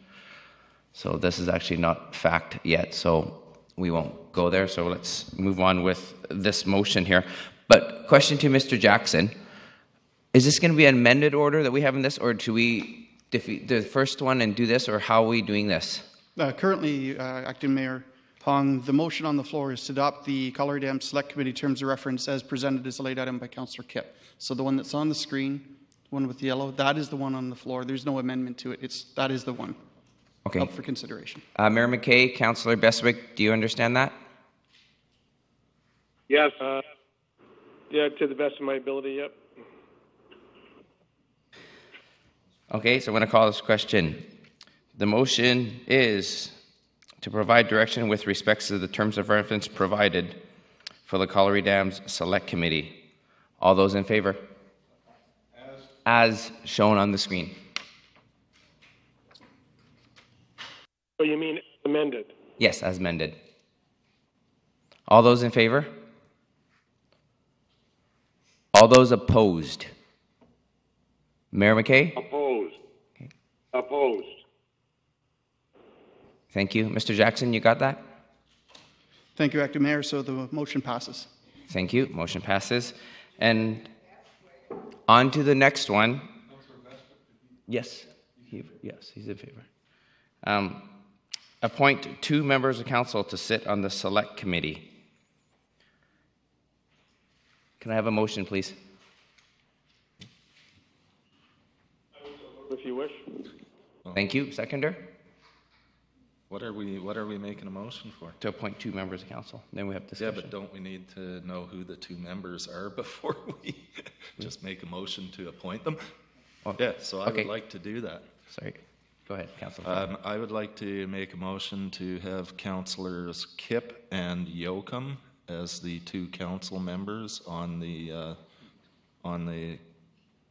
Colliery Dam Select Committee, and in part because of Councillor Kipp's knowledge of the subject and his experience in design and with council in general.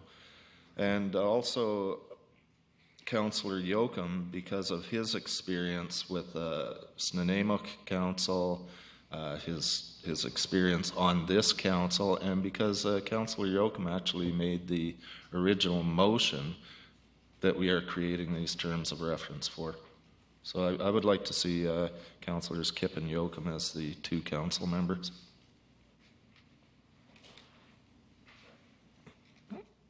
Do we need a seconder? Do we have a seconder? I'll second it. Councillor Bestwick. Discussion? Councillor Yoakum. Thank you, Acting Mayor Hong. I'd be comfortable if we had an alternative too for the fact of time frames. I have no problem doing my best. If the council does vote, I would accept, but also I think we should have an alternate for the simple fact I will be away for 2 weeks, end of August, and I could call in, but be nice to have alternates, but also I believe it should be open to all the council for obviously participation, etc. Because we're going to be a short window, and if I am selected to be on here, we are going to work as close as we can those time frames. So I want to be crystal clear on where I'm coming from, my 1 seat. Thank you. If I'm there, thank you. No other discussions? Mayor McKay?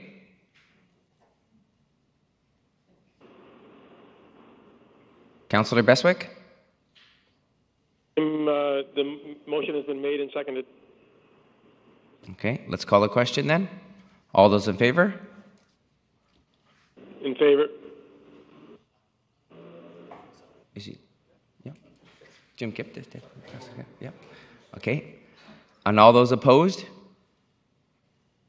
Opposed? Okay. Motion passes. Thank you. So the next we have community services. Yes? If I can beg your indulgence, Your Worship, am I correct in understanding that this motion that we just passed concerning the terms of reference of the Select Committee, membership includes no staff and no consultants? I can clarify that. The way the motion reads right now is the committee will be supported by a facilitator and Golder Associates as dam engineering resource. City staff will function as a technical resource plus provide administrative report. So we will be there but not part of the committee. Thank you. That was on the original from the committee. That was not changed or anything. That was from staff. Great. Thank you. Any other questions? Moving on, community services, water restrictions. On an information report on the agenda. It's about water conservation and water restrictions. I just would like to give you some summary information. The city went to level 2 water restrictions a few weeks ago. We're working with the community on education and cooperation with conservation initiatives. Today, Jump Lake Reservoir is currently at 80% capacity. This past weekend, we've had some rain and cooler weather, so our use of water this Saturday and Sunday was just over 40 megaliters, so 40 million liters of water.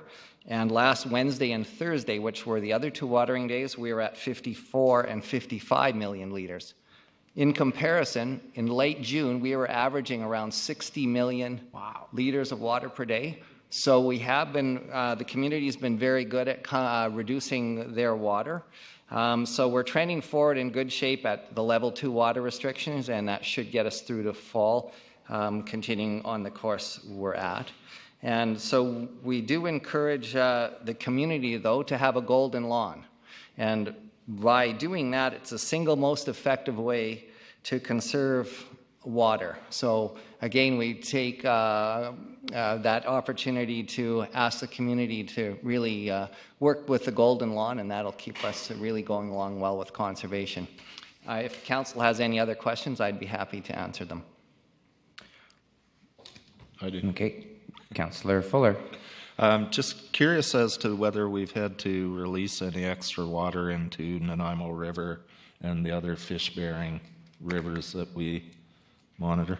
And that's a good question, Mayor Hong, through to Councillor Fuller. We do each and every day release 25 million liters of water for fish, and the Nanaimo Harmac Fourth Lake Dam releases water as well. Thank you. Thanks. Okay. Councillor Kipp. Thank you. I guess one of the concerns is because we live in different areas, everybody sets their own standard for this, and different water systems have different standards. I think that becomes confusing for people across our area. It'd be nice to see some form of provincial consistency in that if we had it, and I know we set our own. What have we noticed now? Like I know I talked about the water audit, but it's a bit off of this. What have we done more in the concerns that were in the water audit about saving water and things? It was like our loss reduction and things like that. And I know it's a busy time right now with the watershed and the water treatment plant, but one of the initiatives you'll see coming forward in this next year's budget is to work more on replacing water meters, because some of our older water meters do not have good or as accurate information as we like. So we're working on changing those out. But the system as a whole is pretty good as far as being, I wouldn't say leak-proof, but keeping away from water, loss of water as compared to many other communities. So I think we do a pretty good job here on that. Thank you very much. You're acting mayor? Yes. If I may interrupt, please. We've lost the two, one councillor, one mayor on the phone, and we've lost a quorum now. Quorum. Oh. So quorum is gone. Suspend operation until we have a quorum of 5. Hey, hello. Oh, sorry. Hello. Councillor Bestwick, you still here? Hey, lads. Stand down, Jackson. Mayor's still here. Oh, the mayor's still here. Oh, Mayor McKay's still here. We still have quorum. Thank you. Mayor McKay, would you like to ask a question?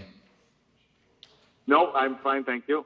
Okay, thank you. So the motion is that council receive for information the report pertaining to water restrictions. Moved by Councillor Yocum, seconded by Councillor Kipp. All those in favor? Oh, discussion? Thank the public. They have done a good job, it seems like. We reduced about 1/3 of our consumption over that time. Yes, good point, Councillor Kipp. That is really excellent. For Nanaimo to do that, I'm really proud of us to do that. I think that's been an interesting time. I think the smoke helped that couple of days when everybody got very dreary with the fire smoke and that, made them think about fires and that. No one got killed for throwing a cigarette out the window, although they probably should have been, but that's okay. We'll move on from there. But thanks to the community very much for saving our water. Great. Thank you very much. All those in favor? Great. Motion passes. Question period. Oh, Councillor Yocum has a notice of motion to make. Thank you. I don't know if it's a notice a motion. I'm not sure how it works, but nevertheless, I'd just to make a couple comments here. Is we, the council, believe that to continue to act in the spirit of transparency, we need to appoint an intermediary with respect to the Colliery Dam. Over the years that the Colliery Dam has been an issue, the level of trust between all parties has diminished, and if we are to continue to move along a path of reconciliation as a council and staff, council and the provincial government, and finally council, staff, and the general public, we need to start now and on that work. I'd like to make a motion that we name Dr. Michelle Corfield to act as this role as an independent and act in this capacity in regards to the Colliery Dam, in regards to the committee, the provincial government, our staff. Thank you. Thank you, Councillor. Is this a notice, or should we have a discussion about this, or? It's just a notice. Notice. Motion. It'll be my notice. We don't have, yeah. Just a point of clarity, if it's a notice, then you're providing it tonight for discussion at the next meeting, Councillor. Sure. Yeah. Otherwise, it's a business item for decision tonight. Yes, it's a notice, as I stated earlier. I'd rather have a decision, but nevertheless, okay. Because just because of the timing of the week, and we need someone I believe we need someone quarterbacking this, because I don't feel we're on the same page internally to get this work done. But being on this committee, we'll push this to get this work done, because we have a lot of work to get done, and I know we can do it in that time frame. So anyways, it's a notice, I guess. Okay. Councillor Fuller? Thank you. Oh, okay, if he's just willing to make it a notice, then I guess I shouldn't really talk about it then. Well, I'd rather make it a motion, but... Well, I would be willing to second what you're saying as a motion. However, there's just one thing. We've only named Dr. Michelle Corfield. Are there any other people that might be interested in taking on that capacity? I would be perfectly fine with Michelle. She's a phenomenal person that has a huge amount of experience in dealing with the province on a number of issues, and to me, you could not ask for a better person. Look at you. The reason I suggested Michelle for Dr. Corfield, for a simple fact, is I know she works well with a variety of capacities with the provincial government, works well with many of the members involved in the Colliery Dam, also works very well with the First Nations, and works well with our senior staff. And it would be independent and would be very neutral, and we do need a neutral lens on this to steer this thing, in my belief, steer this thing where we got to go in a short time frame. So if permitted, I'd rather make it a motion, because we've got a lot of work to do. Mm-hmm. Thank you. Then I'll second his motion. Mayor McKay, you still here? I am. Did you understand Councillor Yoakum's motion? Yes, I did, and I'd like to table the motion. We have somebody that's willing to table the motion. Until the next meeting, Mayor McKay? Yes, I've got some concerns about the process. So then, if that's the case, it'd be a motion to postpone consideration till the August the 10th meeting. It would need a seconder. August the 10th. Do we have a seconder for that? To table the motion? If there's no seconder, it dies. So the motion's on the floor that Councillor Yoakum proposed. Okay, so there's no seconder, so the motion is now dead. So back on to the original motion. So this isn't for the select committee that we're talking about as an oversight, right? To work with the select committee, to work with the provincial government, to work with senior staff, to get things rolling, because what we've done today has not worked, to be quite blunt. So maneuver with provincial government. I'm totally not comfortable with the possible messaging that has gone with provincial government, but that was in the past. I want to go forward and believe we can get this done. Okay, thank you. Oh, Councillor Kipp? So you're recommending that this is the facilitator? Yes, sort of like what Ms. Gordon did, but with more expansive role in the past, yes. Okay, I like that. Mr. Seward. Certainly from staff's perspective, could we get a clarification of that? Is one of the parts of the motion was to appoint a facilitator, and that's the first time I've heard. Is that the intent, to have her fill that role? Because if that is, that's certainly quite appropriate. When you made the motion, I didn't hear that use of words, and I wondered if it was something different than the select committee. So if you could clarify that, that would be very helpful. Yeah, like a facilitator, quarterback it. Well, facilitator, it's right in the motion, and if that's council's direction, that would be one step in towards the formation of the select committee. Facilitate and work with all the parties involved, with the senior staff, province, this committee. Well, with the way that it's described, she would be the facilitator of the select committee, and that would be to move the select committee through the process, and that may mean involvement with the province, but generally... Absolutely. Generally, the way it's defined right now, the province is not a member of the select committee, but of course they're the ones that have the order in place, so then there would be a decision of the select committee possibly how they wish to deal with the province, and she could help facilitate that. Well, I'm not concerned about the province being part of this select committee, but Dr. Corfield facilitating with this group, liaison with the provincial government, having real conversations, getting the ball rolling, knowing we do have strict timeframes. I know maybe some may think I'm a freak, but I think we can get these timeframes within the ballpark. So, anyways, I digress, Mr. Chair. I believe we can get closer with this person facilitating this process. Thank you. Your Worship, could we possibly amend the motion to reflect that retain Ms. Corfield if she's willing to as a facilitator? Because it actually is it's a position that previously was a paid position, as Golder Associates was. So it would be something we'd have to enter into a contractual agreement with her in that regard. Again, just seeking your direction of what your intent would be in that respect. I think we should move this to next. Yeah, absolutely. Sorry, Jerry. Yeah. I think we're going to have to probably work this out. I recommend that we actually probably move this to next week. Do we have actually the exact terms? Because I'm a little confused, if I may ask Councillor Yoakum, is this job of hers for this process, or is she going to help us with the aftermath as well? Or is it just strictly with regards to the Colliery Dams? Or is she going to be involved with our future communications with the other stuff that we actually have on the go here that your previous motion had made? With the other dams? Yeah, with the study and looking into the investigation. Or is this her job is strictly just for the motion that we have presented in front of us today as the facilitator? The reason I'm bringing this forward is what we haven't done has not worked.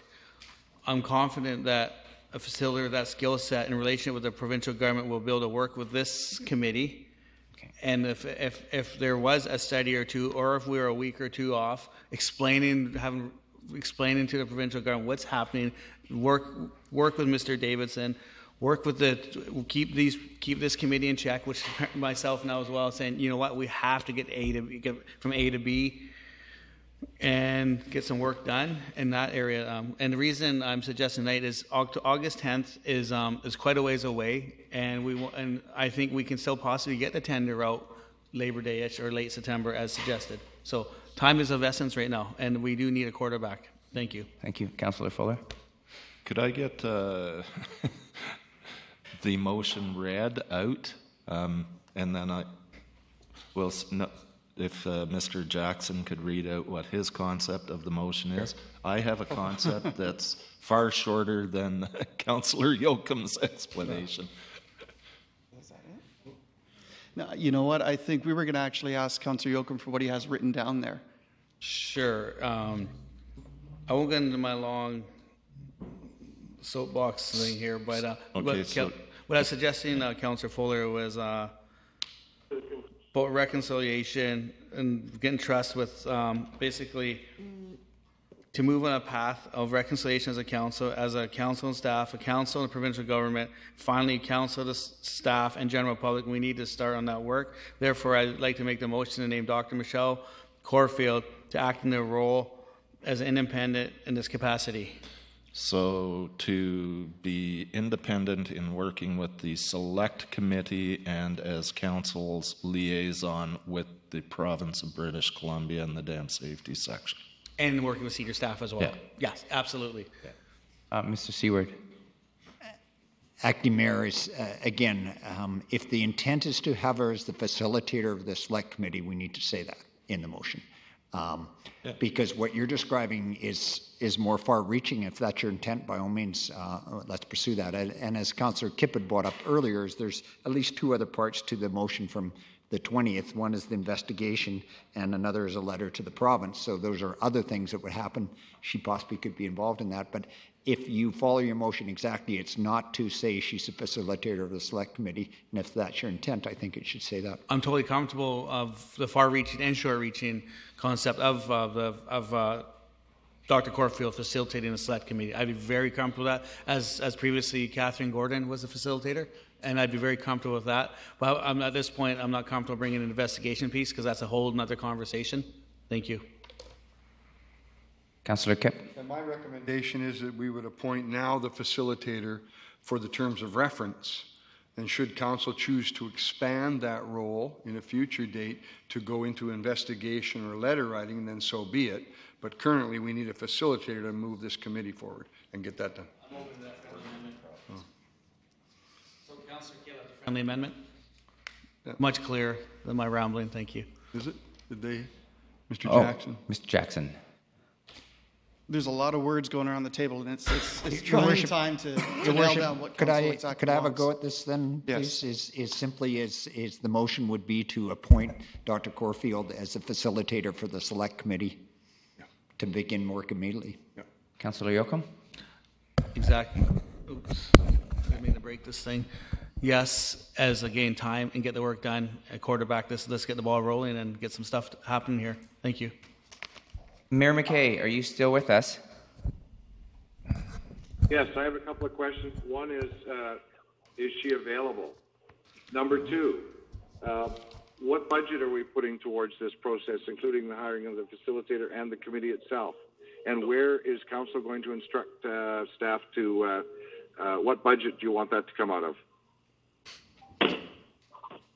Mr. Seward. And further to the mayor's question is those are the details that we would want to put together to bring back to you in a report, and that's why there was a discussion about tabling this or bringing up at the further meeting, because her availability is certainly key, and it's for the next extended period of time. Secondly is, again, there's a contractual component to this that we have to work through, so all the questions the mayor raised are ones we have to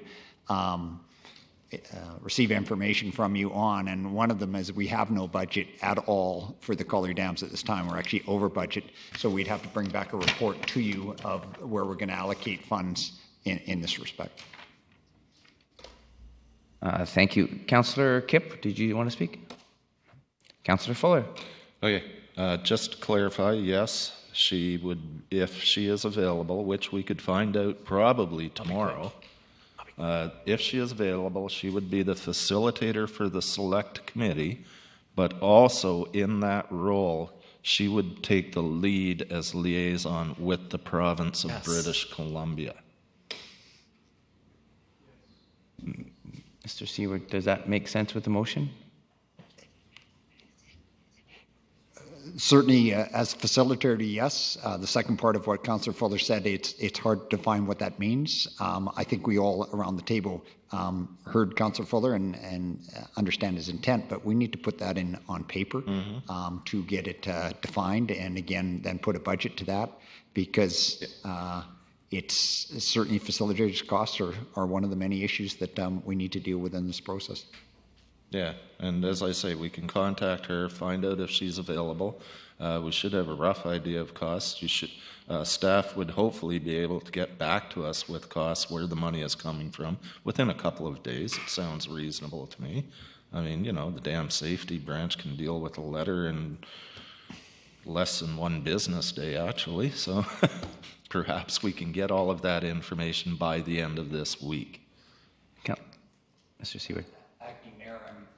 Quite concerned is that it's been brought up previously in this meeting as we could do things later this week. This is council's direction at a council meeting that this needs to be done. If you want to call a special meeting for that, we can certainly do that. But this is staff writing a report and council endorsing it, modifying it, whatever they choose to do. But it's not something we just do as we talk about and proceed there. So certainly seeking council's direction of how they do wish to pursue that. Councillor Yocum. Thank you. Yes, feeling agitated. All I want is a resolve. Last week we tried to get a resolve. I believe this gets us an inch closer. We hear time frames, we hear conversations. So some people aren't supporting these terms, some are. If council sees fit to want resolve, we're not going to have a majority, but I believe this is a solution. We can, and if someone wants, I believe we need this person interacting with Glenn Davidson. I'm not comfortable of what, I don't even know what communication has been going on, but nevertheless, I'd be totally comfortable if someone communicating on behalf of everyone. And I respect the taxpayers' dollars. That's the reason many of us have been putting up a fight since I've been on council and the campaign. I'll be crystal clear. I don't think we should be sending a dime. But we all read that letter that was online and the stuff we received today. So to hear budgets, to hear dollars is key. I get that. I totally respect that. That's the reason we're doing this fight. Plus also it's unnecessary. So, but then we can have facilitators that I don't know what price. I never heard anyone come to me and say, you know what, Councillor Yocum, how much we're going to get someone to tell you, we're going to pay someone to see so you guys can try to get along with in Ms. McKenzie. No disrespect, Ms. McKenzie. She's just doing what she's contracted to do. We never talked about that once. It was just told we were doing that. We get endless legal opinions, even on myself. I don't know what the city's cost to get a legal opinion on Bill Yocum. So to say the facilitator cost to me is ludicrous. We got to obviously get a price, a quote, and maybe availability. It may not even be her. But we got to move forward and get this thing resolved in these time frames. Otherwise, we want to go to August 10th, miss deadlines, and think every roadblock in the road not to get it done. We won't get it done. I want to get it done. Thank you. All right, we're going to call a question. Mr. Jackson, one more time, please. The motion, as I understand it, is to retain Dr. Corfield as the independent facilitator for the Select Committee and act as lead liaison with the province. All those in favor? All those opposed? Mayor McKay? In favor. In favor. Thank you. Acting Mayor, I understand Councillor Beswick may be back on the line. I just want to check in. Councillor Beswick? Yeah, I just heard the entire debate. Are you in favor? In favor, yeah. Sorry, it's a sketchy phone, so yes, I am. Thank you. So motion passes unanimously. Thank you. Question period.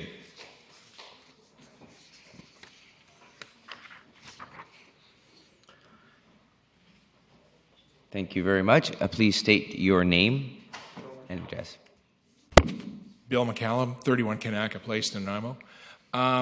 We've heard a number of times that I think this is the third council meeting I've heard until that we look fine until the rains come. I've got a 40-odd years of violent experience, talked to some people who've got that in generational. I really would like to know what the date, what kind of time frame you're looking at for when you're expecting the rains. And I'd love it if you would post it online, much like the fire department did during the fire alerts in town, and so people can be informed. If people could see what we're expecting, what you are basing your projections on, see what the daily water count is, etc., I think you'd reassure the public quite a bit. And also, again, some of the concerns are, again, when are you expecting the rains? You know, September, October, November. I can remember a year it didn't rain till New Year. So, thank you very much. Thank you. Leon Cake, 5936 Schoonaway. As everyone knows, I'm sat on the dam committee, but I'm not really going to talk about the dams. I'm going to talk about the water that was just discussed. It's amazing all the last 3 years in relationship to the dams. It took me 7 years to get this city to recognize a backflow situation in Nanaimo relating to water. 7 years of a lot of push, a lot of discussions. Even Mr. Hickey can contest to the fact that we had a heated meeting one time discussing it. So what I'm saying is we have a good water strategy, but we're not implementing some things that I like to suggest. I like what Councilman Kipp said about having committees. We used to have committees. We used to bring the public in and we used to say, let's sit down and respect each other and have a discussion around these things. And it helps everyone when we do that because knowledge is worth everything. And that's where we're at right now. We're lacking some knowledge on some things that we need to hear about the dams. I submitted something to staff, to council from the SAWER report. That report related to an RFP that had some information in it, basically what you've been hearing over and over and over. So in that RFP, I hope people looked at it and saw, yes, a less consequence dam, but a lot more meat for the potatoes on the plate to get a good meal. Okay, so regards to Councilman Kipp's motion regarding having a committee, does our city realize that we are the last city probably on this island to have backflow protection on residential water services? We are the last city. Every other municipality has residential protection. We don't. I've preached this probably not for the last 5 years because I used to be able to come into the works yard, but issues being that there was no real need to come in because of a contract that didn't allow you to come in because you couldn't really promote too much. But we need to look at that. We need to look at our strategy in relationship to what Councilman Kipp said. And I like the idea of the committee. You know, good engagement, as Councilman Yocum says, embrace it all. Come together in a good way and discuss these things. Thank you. So I'd just like to ask that of Council to consider that. Also, I'd like them to consider down the road a cross-connection control bylaw. We have no protection bylaws. Anyway, I'll leave it at that. And I hope it can relate to something we've heard tonight. Thank you. Thank you. Wait. We don't have quorum. My name is Fred Taylor, 204 Emery Way. In the expropriation of land report tonight, one address was 36 Terminal Avenue. Can you tell me what that was for? To my knowledge, and I'll check, confirm for you, is a slight road widening progress and sidewalk on Terminal Avenue on the east side of Terminal Avenue. Is that correct? Councillor Hung, we are working on doing a sidewalk that moves from the Maffeo-Sutton Park along Terminal there to the next roadway. That's 36 Terminal, starting there at Comox Road? Just past, going south along there. Well, right from that corner to Turley's, if you don't mind the name, is private land. They have agreed to a right-of-way. Why would we not want the province to buy it and then as the road, provincial highway right-of-way? It's their highway, their right-of-way. They should put the money up to buy it. I know we're responsible to put the sidewalks on it, but would they not, in our encouragement, exercise their rights of expropriation or whatever to widen the road to provide sidewalks on it? They weren't interested. Shouldn't be a cost to the city or any involvement of the city. It's a provincial government road, highway number 1, right away.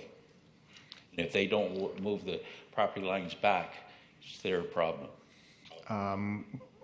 Acting Mayor Hong, the province has a sidewalk right away on the other side, which we're responsible to maintain. On this side, that they had no interest. It was a city initiative, and we are taking that.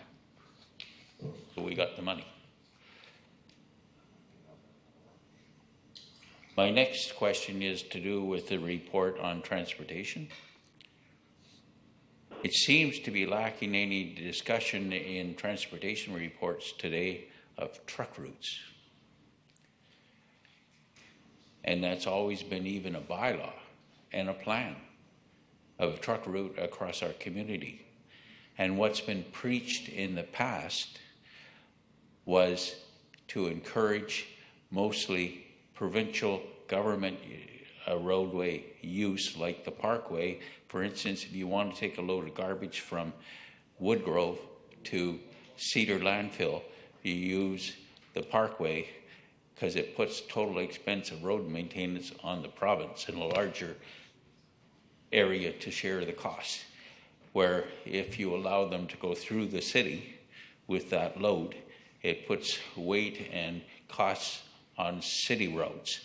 So I am lost as to why a truck route is not doesn't seem to be involved in the transportation study.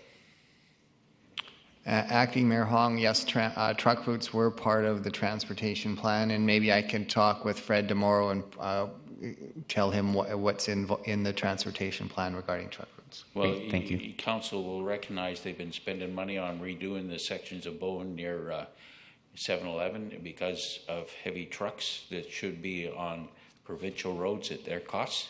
So we do have experience in what it does to local roads.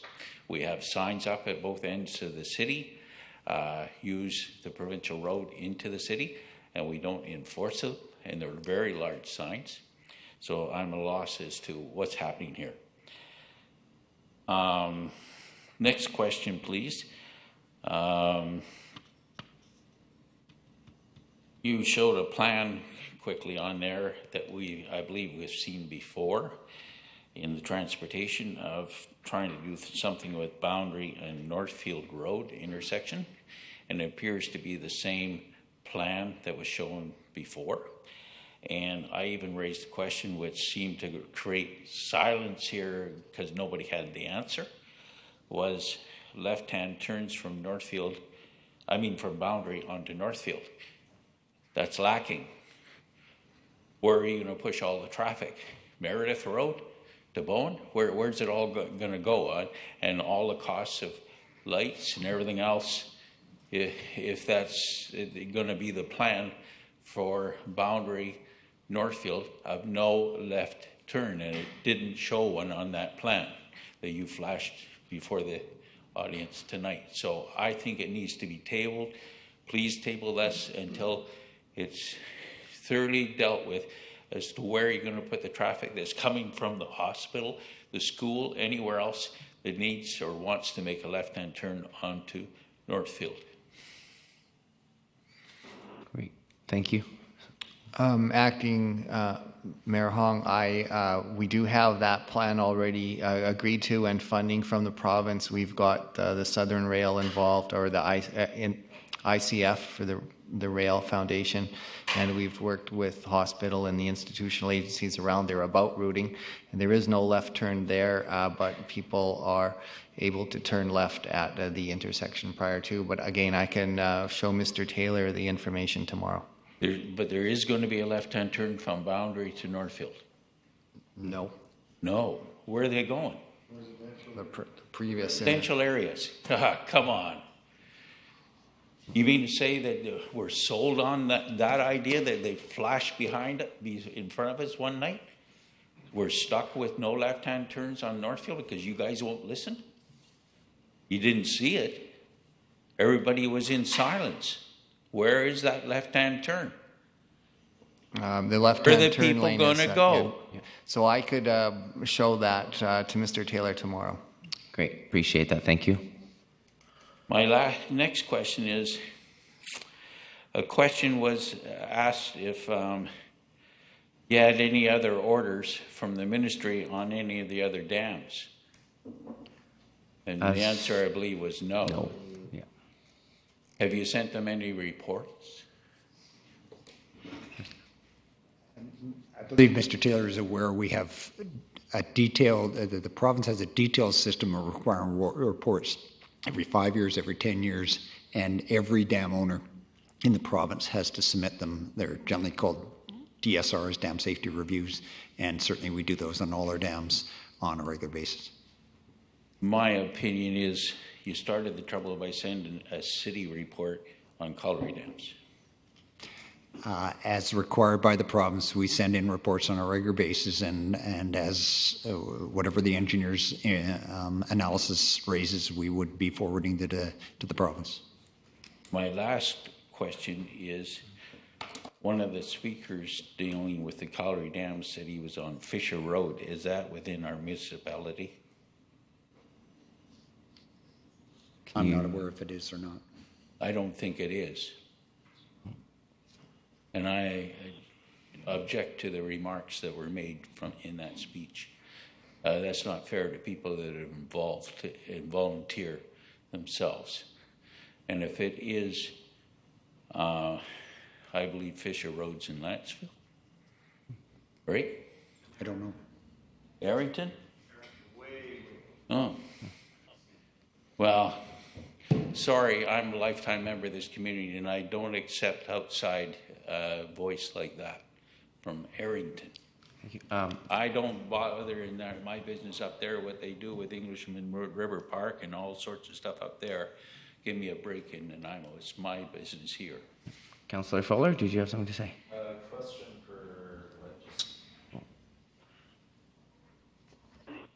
Question for Legislative Services. Do we need a quorum to continue with question period? Oh, absolutely. You have to have a quorum for the meeting. Both Okay. Councillor Bestwick and Mayor McKay are on the line. They are both still on the line? I just confirmed with them. Okay, thank you. Great. Thank you. Ron Boland, 3165 King Richard Drive. I just want to confirm something that I've heard over and over again, which appears to be that we do not know in the proposed spillway how deep the rock may be, even though it's fairly simple to drill down and find out how deep it is. Do we not have that information? Have we not tried to find how deep the rock is there in the proposed area? Acting Mayor Hong, until Council gave us direction last week to proceed with the auxiliary spillway, we were undertaking no further investigation other than the conceptual design. That is clearly, as the delegation says, is one of our first priorities to drill it and find out what depths the rock is at. We have our engineering consultant pursuing drill rigs as we speak, and hopefully we'll have that scheduled fairly soon. Okay, well, I just would like to remind people of what happened in this building right here, where the old timers told us this building is sitting on trash, it isn't going to hold anything.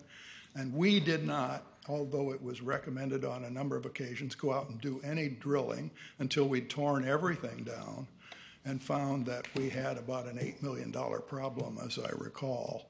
I think we need to be a little proactive on some of these things. If we're going to forward a proposal, I mean, we could do the minimal research ourselves before. I think drilling is 15 feet to see if you're going to hit rock is a fairly simple operation.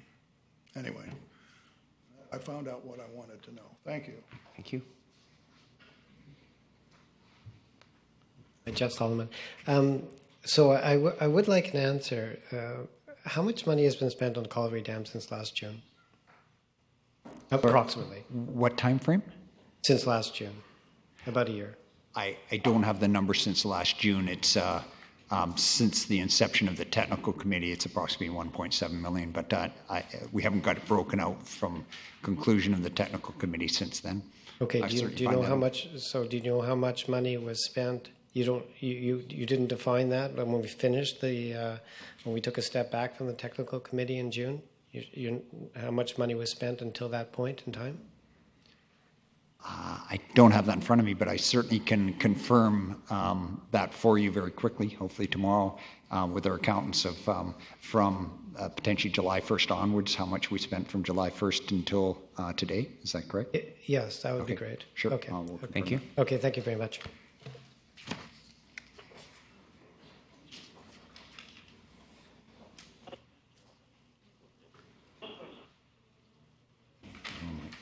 Janet Irvine, 609 First Street, Nanaimo.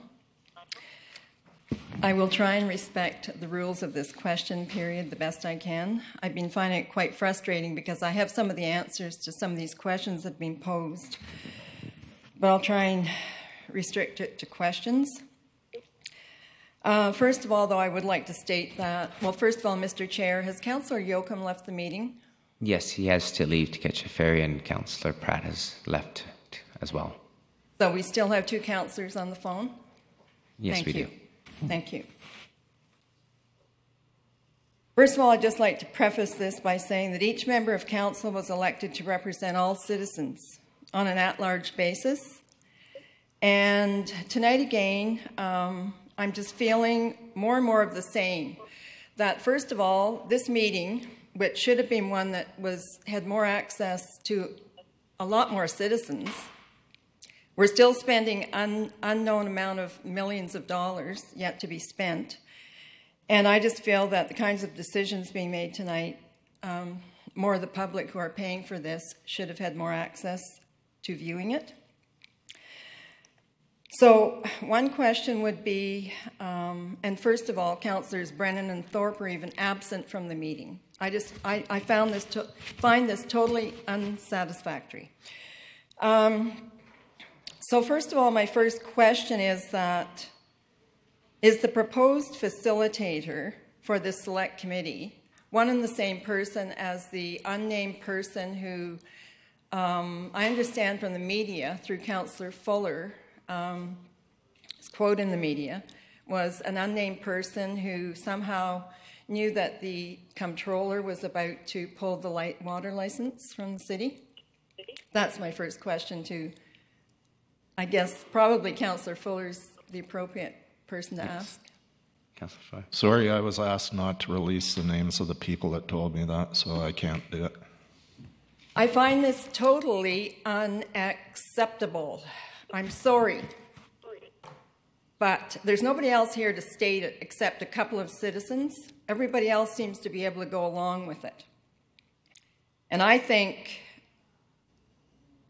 I just hope somebody's here from the media who can at least get a few things out. There were no conspiracy theories. Again, that's all I heard tonight, okay? As a citizen, I'm just going to let you know that the city complied and sent a letter to the Comptroller of Water Rights Friday, July 24th. That was the deadline. Setting out the status, okay? That's what the city did in compliance, okay? And today, I understand we were just given, the citizens back there were just given a copy of the Comptroller's response, which apparently was received by the city sometime this afternoon or today. What is the conspiracy with that, okay? That's how business operates. I was going to ask Councillor Yoakum, but he's left. How many citizens does he believe that the Colliery Dam Park Preservation Society purports to officially represent in this matter? I am aware that there's 4 or 5 directors. Can anybody here that's left at this meeting or somebody on the telephone? I will welcome anybody who can answer that. Thank you. Councillor Fuller.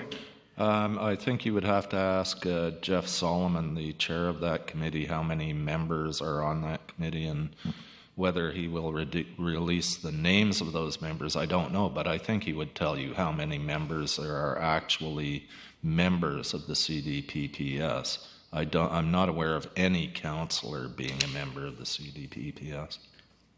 Thank you, through the chair. Thank you, Councillor Fuller. I believe it's very important because so much weight has been placed on the society. And even the, my other question is related to the 2 councillors who were selected tonight to be on that committee. In my estimation, to this point in time, there should be at least 1 councillor on that committee who is not hanging with the group or either in person or on Facebook. It should be 1 councillor who is perhaps more in an unbiased position to represent the rest of the citizens. And I guess I have a lot to say, but I better stop right there. Thank you very much. You're welcome. And Ms. Ross, I just wanted to mention something to you here, that we reduced the number from 4, which was a staff recommendation, to 2 for the Colliery Dam Parks Preservation Society. So, and we added 2 members at large from the public. So this is just not an unfair process. We did try to get a community involved to make it fair.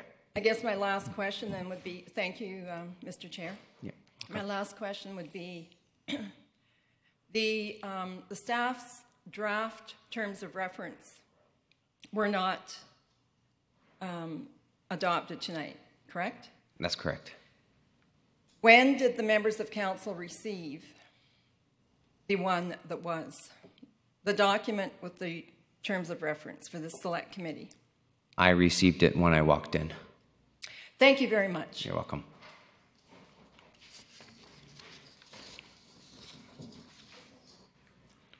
Hello, I'm Terry Wager, 71 Caledonia Avenue.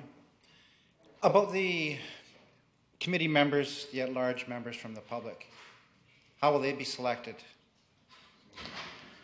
I think, Mr. Jackson? Well, without any specific direction, we'd follow the same process as we would otherwise with other committees. So we're looking at both newspapers to run to the ad, the websites, and what I'm hoping for is getting back to council as soon as possible. But depending on the dates, August the 17th is when I think if we meet those deadlines, that's what I'm thinking. And would it be restricted in any way? Somebody mentioned something about they didn't think that members of various organizations should be on this committee. Would there be any restrictions as to who could apply? Like, could somebody from the Colliery Dam Society or the Rotary Club or whoever apply for it? Certainly, it's up to council's discretion of who they select. If there's 2, 4, 6, 8, or 10 people who apply, and then council looks at the list and selects them accordingly. Okay, thanks for the clarification. You're welcome. Anybody else with any further questions? All those in